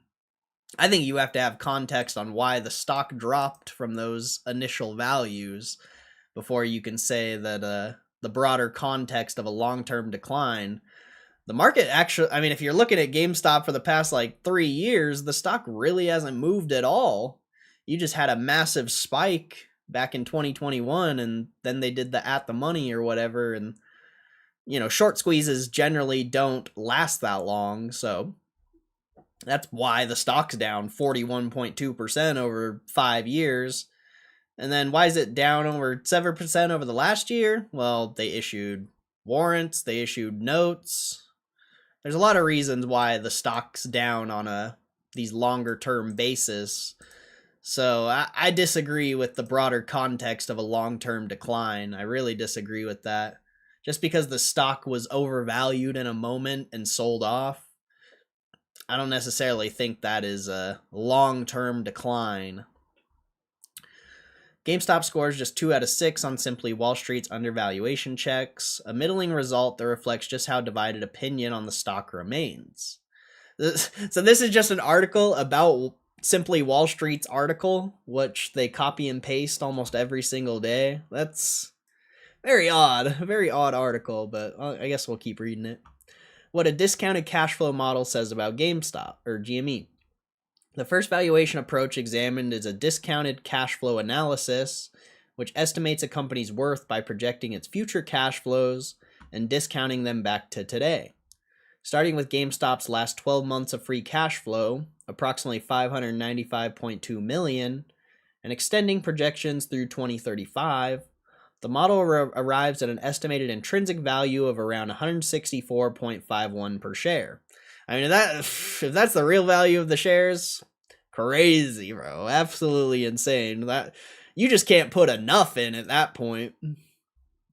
Set against the current trading price of roughly $24.55, that figure implies the stock is trading about 85.1% below its modeled value. That is a wide gap by any measure, and the model flags GameStop is significantly undervalued under these assumptions. Whether those assumptions reflect a realistic future for the company is, of course, the central question any investor has to answer for themselves. I mean, I don't necessarily think that the shares are worth $164, but I think with time, you eventually could get up there. Maybe it is worth that much. If it is worth that much, I mean, that's awesome, but I don't necessarily think that. The price to earnings picture is less clear. The second method looks at GameStop's price to earnings ratio, which currently sits at 26.31x. That multiple is above the specialty retail industry average of 21.29x, and above the peer group average of 16.73x, placing GameStop at a premium to both benchmarks despite its uncertain long-term trajectory. Of course GameStop's at a premium. It's way better than most specialty retail businesses. And also, I don't think price to earnings is a good metric for how a stock is going to perform or how it's priced in the current moment. I personally don't find PE ratio valuable at all. Simply Wall Street uses a proprietary fair ratio to assess whether a given PE is appropriate for a specific company based on factors including earnings growth, profit margins, market capitalization, and risk profile. For GameStop, that fair ratio figure is currently unavailable, which means that PE framework alone cannot deliver a clear overvalued or undervalued verdict. On this measure, the stock reads as roughly fairly priced. How does GameStop not have a fair ratio figure? I don't see that. That's why I think PE is bullshit. It's like that should be a simple equation to come up with GameStop's PE. I just I don't know. I don't like PE. I don't think it's a good metric. Two sharply different views on where the stock belongs. Perhaps the most useful framing in the analysis comes from two contrasting investor narratives that sit at the opposite ends of the evaluation debate. The one, bull case, places fair value at $220 per share, implying the stock is nearly 89% below where it deserves to trade. This view leans on GameStop's current profitability, its substantial cash position, an absence of long-term debt, and the influence of Chairman Ryan Cohen. It treats the company's pivot towards collectibles and non-traditional retail lines, alongside its Bitcoin holdings, as signs of a leaner and more resilient business taking shape. Yep. The 2 bear case lands at $11.91 per share. I haven't even been able to find this analysis. If someone can find the bear case analysis where someone comes up with the valuation of $11.91 per share, I would love to see that, but I have not been able to find this analysis anywhere. It's just like something they're making up, it seems like. Meaning at $24.55, the stock would actually be more than 100% overvalued relative to that estimate, which is definitely not true. $11.91 is like the book value, so I don't know. That's weird. This perspective centers on the sustained pressure from digital game distribution, soft revenue trends, and the volatility introduced by GameStop's meme stock identity and crypto exposure. Cost-cutting and newer services like buy now, pay later are acknowledged, but viewed as insufficient to offset the structural headwinds facing the core retail model.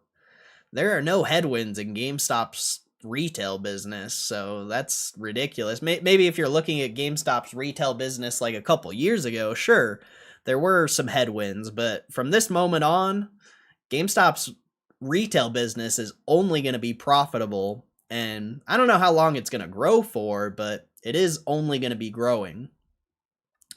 Those two numbers, 220 and 1191, define the range within the real debate about GameStop's future is currently happening, and the current price sits squarely in the middle of that divide. Yeah, I just think if you're I just think if you think GameStop's worth $12 a share, man, I just think that's some bad analysis. You know, if you say GameStop's book value is $12 a share, all right, of course, that's easy. But if you think GameStop shares should only be worth $12, man, your analysis just is not relevant at all. Or you just haven't updated your analysis. You're running off analysis from like 3 years ago.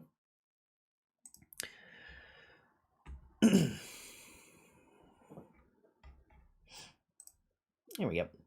Hey, $25, baby. $25. Easy. All stores burn down and Ryan Cohen disappears. It wouldn't matter if all the stores burnt down because they're leased out. GameStop doesn't own their stores. They just lease out the space. So it literally wouldn't even matter if all the stores burnt down. If Ryan Cohen disappeared, I think you would obviously see an initial drop in the stock because there's a lot of people who are investing in GameStop because of Ryan Cohen, but I think Ryan Cohen has sealed himself as the CEO for the next 10 plus years. I don't think Ryan Cohen's going anywhere, bro. He's probably going to die as GameStop CEO. Or, you know, he's going to do a Buffett and when he gets way too old to care, or when the company is worth so much that it doesn't even matter anymore because there's just not really any gain to be had. You know, sure, then he'll probably leave, but Ryan Cohen's not going anywhere. Ryan Cohen's trying to become a trillionaire, most likely. Or at least a multi-hundred billionaire. I don't think Ryan Cohen's going anywhere. He wants to be the next Warren Buffett. He wants to be better than Warren Buffett. He wants to be a more efficient Warren Buffett.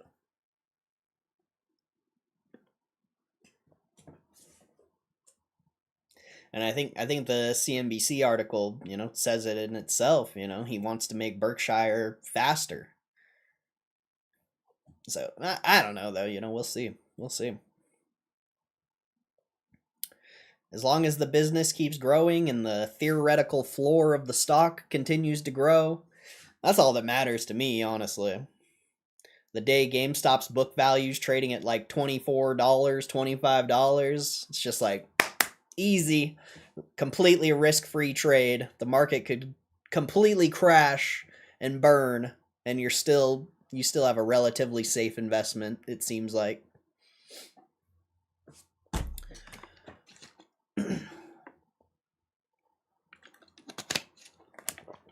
And when book value is at like $25, I mean, the fair value of the stock's going to be massive. Who knows what that's going to be?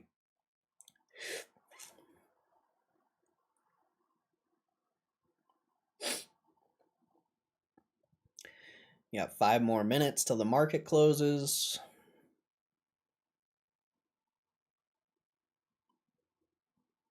You think we're going to close above 25? It's not really looking like it, but maybe you'll get a little pop here in a couple minutes. I'm curious if you'll get any news for 420. Or like an announcement or something. You got to get something, right? There's got to be something for 420.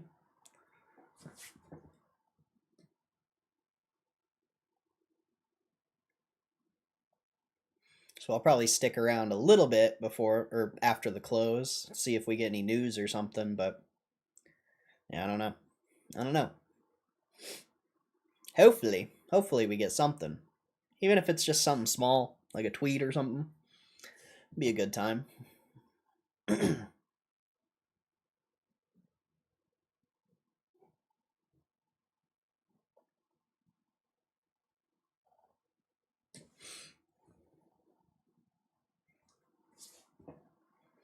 Imagine you get like a Form 4 or something. That'd be lit. Get a Form 4 where games or Ryan bought it like 24. That'd be lit. That'd be lit.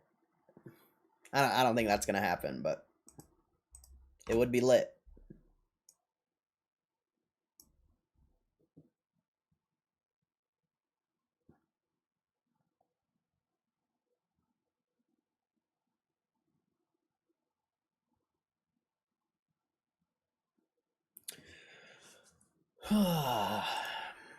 Make sure you guys hit the like button if you haven't. It says we got over 20 people in here. 10 likes. It's probably just the people who are here every day that liked the video, but if you haven't hit the like button yet, make sure you hit it.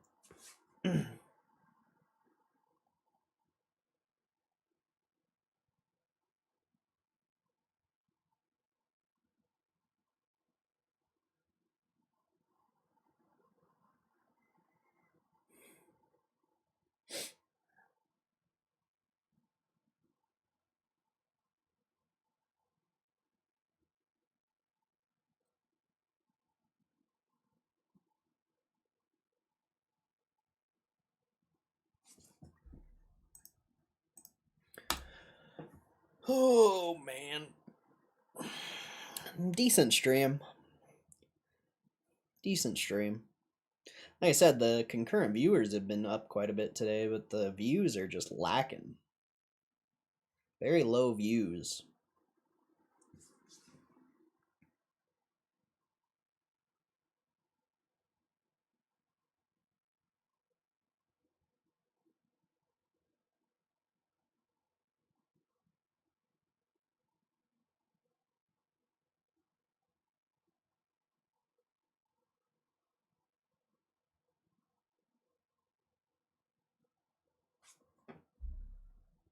Yeah, looks like we're not trading above 20 for the close. Or 25, I mean. Oh, well. Still a good day overall.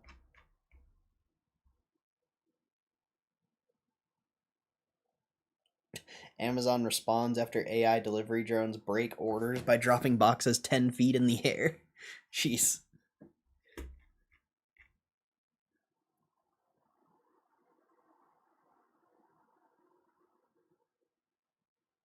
Mountain Dew swaps name to American Dew.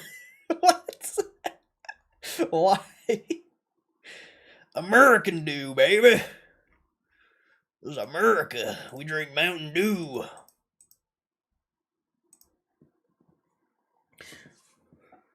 It's not Mountain Dew though. It's American Dew. Gotta give me some American Dew from the store. That's ridiculous. American Dew. What if they just permanently change their name to American Dew? That'd be crazy.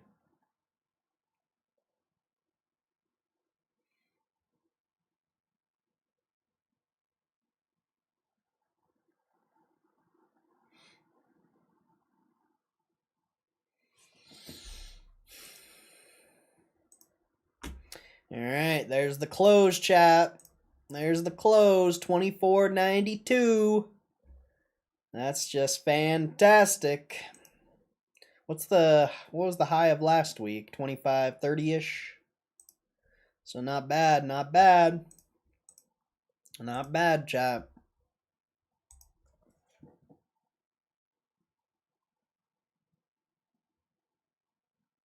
I don't think we're gonna get any news or anything though. Hopefully, but I don't think we're gonna get any news or anything.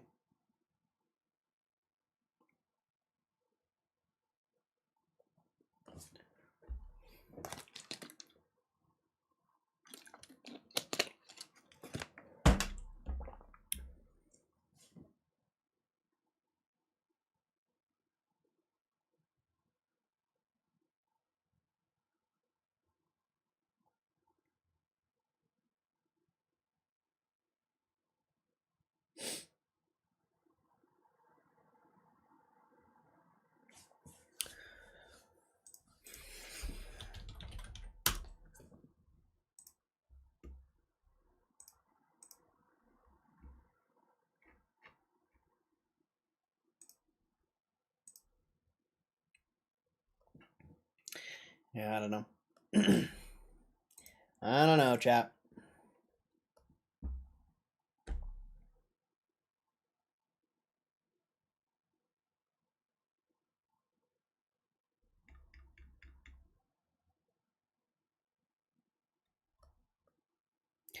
You guys got anything to talk about? Cause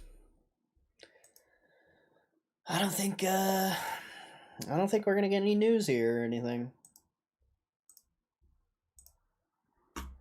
I just don't know.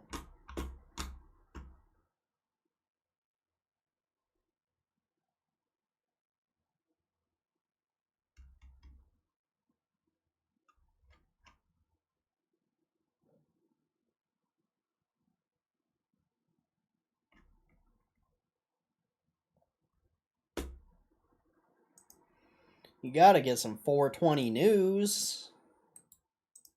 Can't tell me it's 420 and not get any news or anything. Like, it's just feel like there's gonna be something.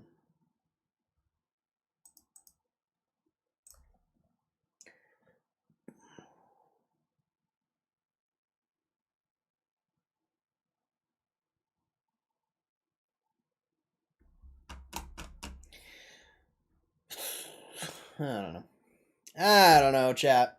I think I'm just gonna leave. Even if there is news, I guess we'll just talk about it tomorrow or something. But I appreciate you guys. Thanks for supporting the stream. Hope you guys have a good rest of your day. I'll most likely stream tomorrow, but I don't know actually. But I'll for sure stream on Wednesday. You have there's some earnings on Wednesday. I forget which one it is. Google or some shit like that. There's nothing tomorrow. I mean, there's Chubb, United Airlines. I just don't think any of those stocks have like real followings. So, if I don't stream tomorrow, I will be Wednesday because you got Tesla, Texas Instruments. There's a few other ones, I think. It's a lot of banks and airlines. But we'll probably just stream Tesla. And then Thursday, you got Intel. Oh, I guess there's QuantumScape. Maybe I'll. What's QuantumScape at? If I remember right, that's like a hype stock. Weren't people obsessed with this thing for a while? Oh, yeah. It was for a moment. For a small moment in time, people were obsessed with this thing. So I don't know if we'll stream that. Probably Tesla, most likely. And then Thursday, you got Intel. VeriSign, which is a Berkshire holding.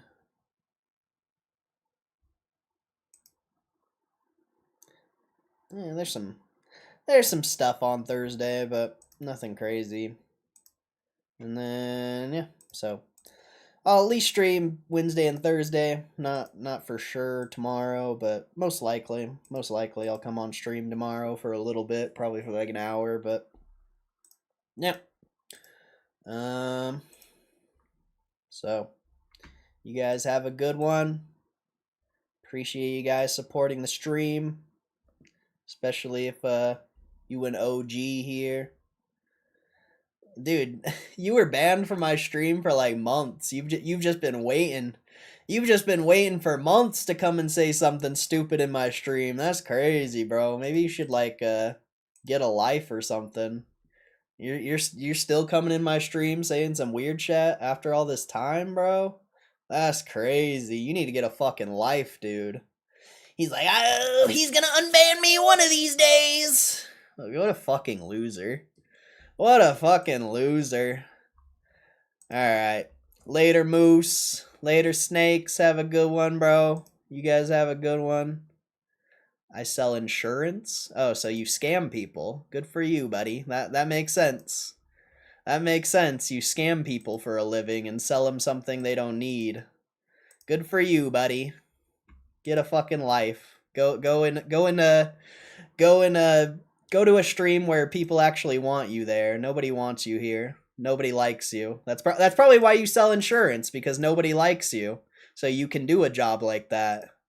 You can do a job like that because you already have no friends and nobody that likes you. People are cool with you scamming people. So good job. But yeah, screw that guy. Fucking losers coming in my chat. They've been banned for months and they gotta, oh my gosh, I can't wait till he bans me so I can type something stupid in his chat. I just can't wait till he unbans me. I have no life. I have no friends. I just can't wait to say something stupid in this random guy's chat I don't even know. Yeah, what a life. What a life. You're a fucking loser, bro. You're a fucking loser. That's crazy. And you're just copying what I'm saying? You're just gonna say I'm a loser? You're just gonna say I'm a loser? You're just gonna repeat what I'm saying?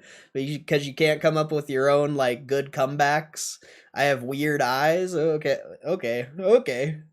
If you think, I mean, I've had a lot of people say I have, like, really good looking eyes, like girls and stuff. So if you think I have weird eyes, I mean, thank God. I don't want some fucking weirdo like you jacking off to my face while I'm streaming. Thank God you think I look weird, bro. You're probably over there jerking it to some gooner shit before you come over to my stream. That's crazy. That's crazy, bro.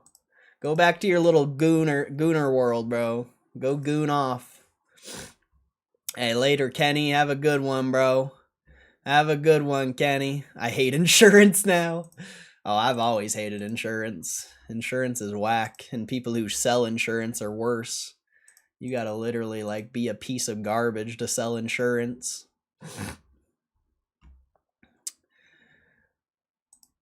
I want to ban you again, but you're such a loser, and I think you'll just, I think you'll just come back to my stream because you have no friends and you need something. You need someone to talk to you. So, you know, I won't ban you this time. I'll let you come back and say some stupid shit, and I'll respond to you, and it'll be all good, bro.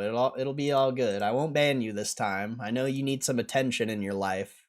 I know you need some attention, so, you know, I'll give you some attention, buddy. I won't ban you this time. He won't ban me because I'm 1/10 of his viewers? Oh, alright, I'll ban you now. I was gonna give you a chance, but I'll ban you for life now. Next time I go and unban people, you won't be unbanned. Since you want to be a little bitch boy. Since you want to be a little bitch boy, you can be banned for life now. You know, I don't ban people for life, but you're the first one, so congratulations. Congratulations! The first person to be banned for life from my stream. Congratulations. Usually I unban people, but you're not getting unbanned. I tried to give you a chance, bro. I tried to give you a chance. Isn't it worse to be a realtor? I mean, nah, I don't think so. I don't think so. At least realtors do like paperwork for you, and you know, they do a lot. Insurance is just like complete garbage.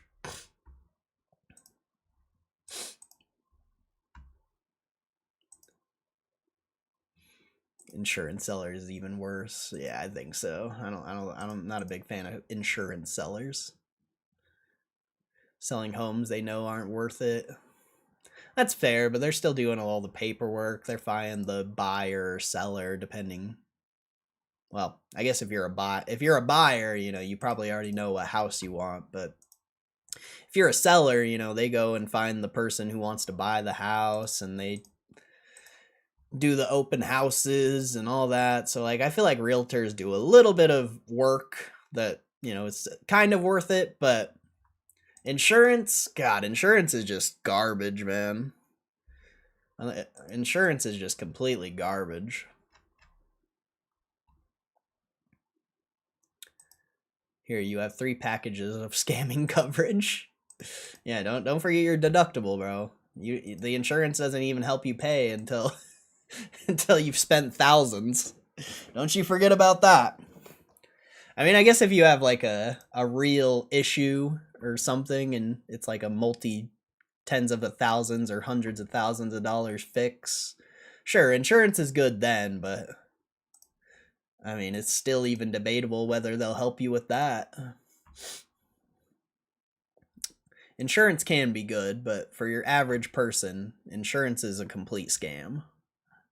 What a moron that guy was. Oh, bro, there's a lot of morons that come to this stream. It's just usually, I mean, I recently just unbanned like a ton of people. That guy's been banned for months. He's just been waiting, bro. He's just been waiting.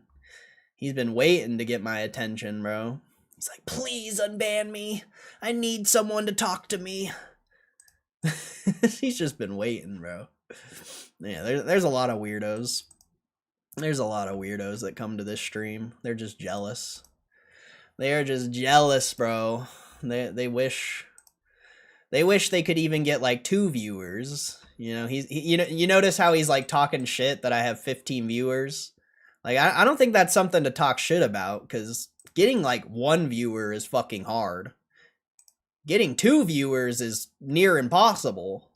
So to like say that because I have 15 viewers and try to make it into like a bad thing, that's actually fucking insane. Because getting 15 viewers in your stream, let alone people who actually stay and watch you, is actually like so like unrealistic.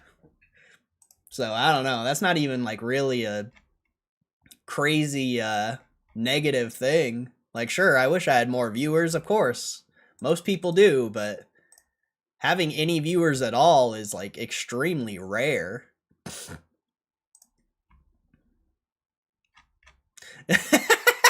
He made another account?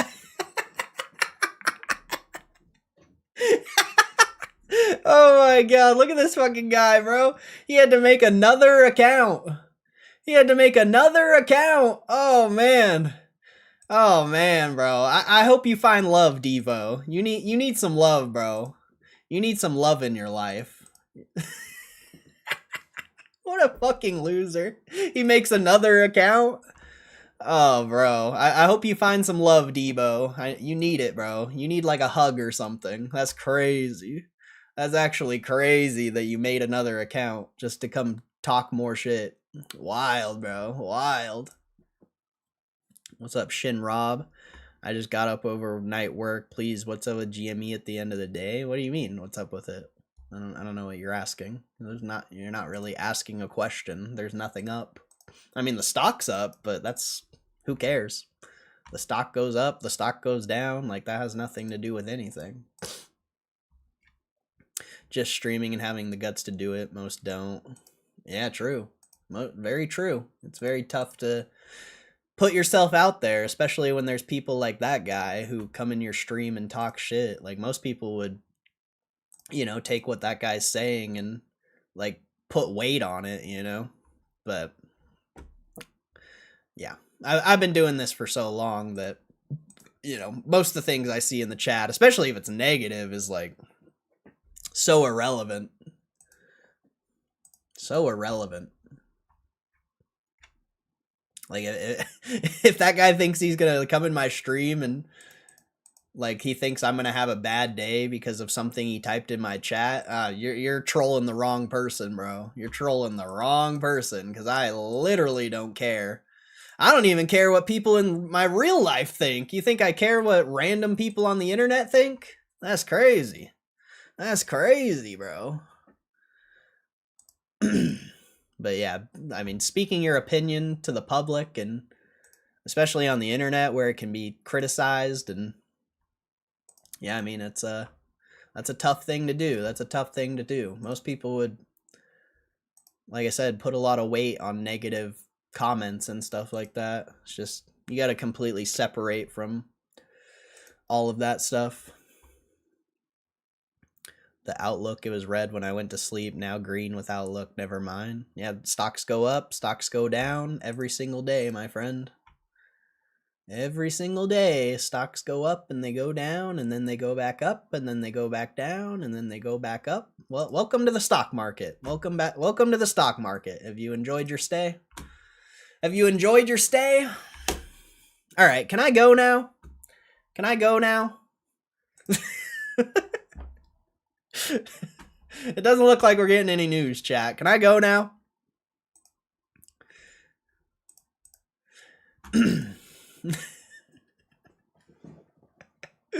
Hey, peace out, Kenny.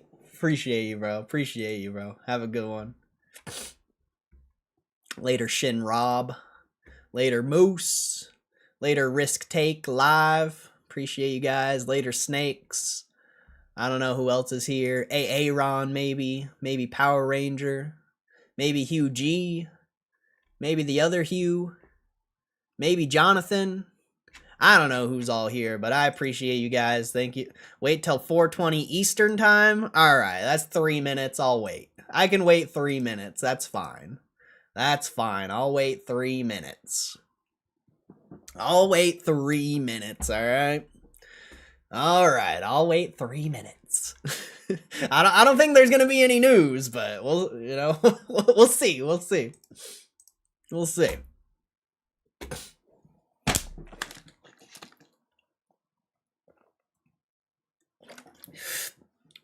Could be a tweet. Could be a tweet.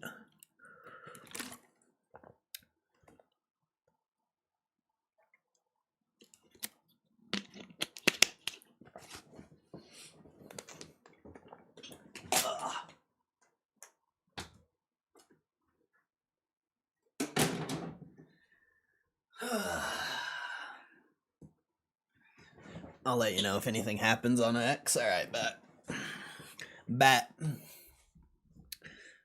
we appreciate Hugh G's cards before we, real quick? Can we appreciate how crazy this is? That my guy pulled 2 multi-$1,000 cards out of a pack and they were both 10s? Like, that is fucking crazy. Can we just appreciate this for a minute?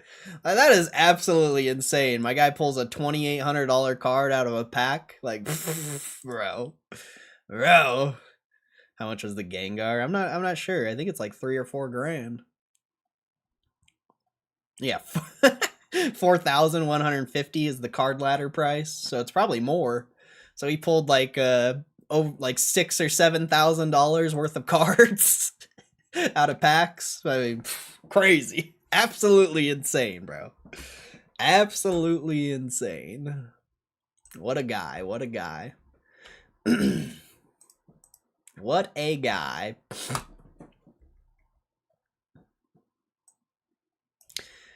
If you want to message me stuff on Discord, it is Roaring Corey on Discord. No space, just Roaring Corey. So if you want to add me on Discord and send stuff, add me up. I'll never make like a server or anything, but if there's something you want to share with the stream or anything, you know, that's going to be a good way to do it.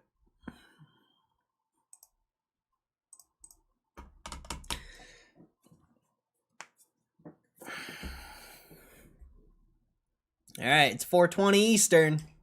What do we got? We got anything?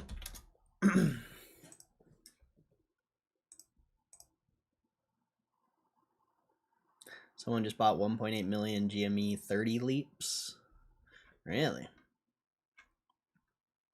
You can't buy leaps after hours, though. You can't trade options after hours.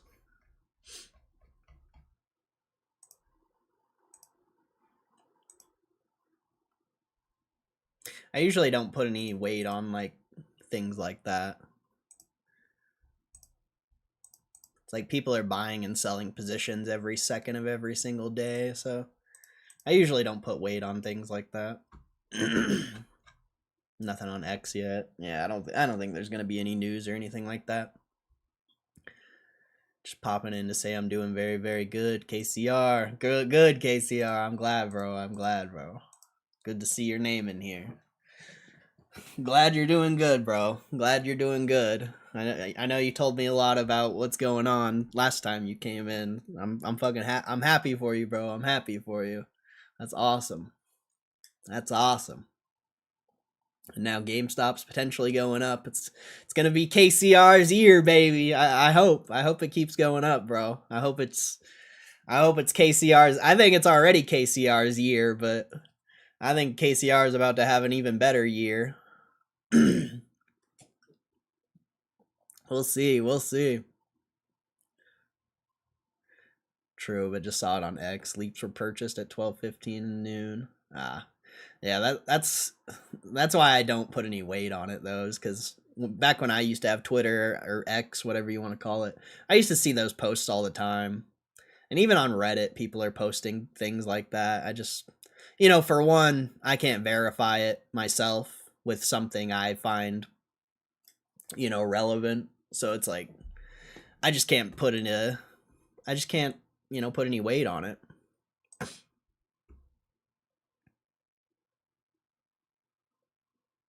It's the year of the phoenix rising from the ashes. Amen. Amen. Oh, that's awesome. I mean, we could look it up. You said 12:15 GME 30 leaps. What date though? What date? We can actually potentially verify this. What's the date for the 30s? We can potentially verify this. Well, we always have the real hype date by 420. Yeah, no news. No news for 420. Sadly. I thought we might get something, but I guess not. Maybe you'll get it at like 11:59, right before the day ends.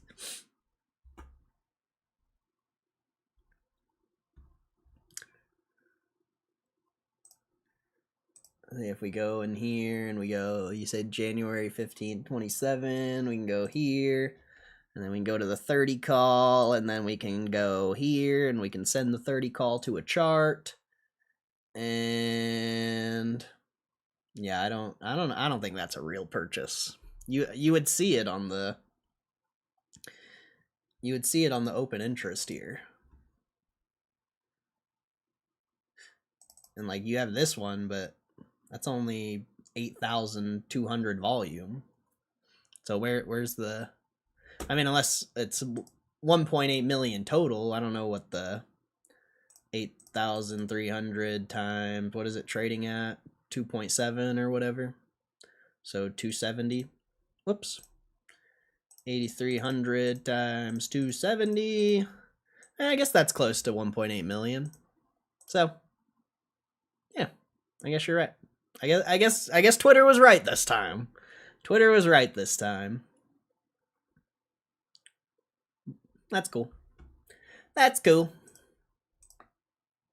So yeah, like at least we could verify it. I'm as long as I can verify it, I'm cool with it. But usually you can't verify those things.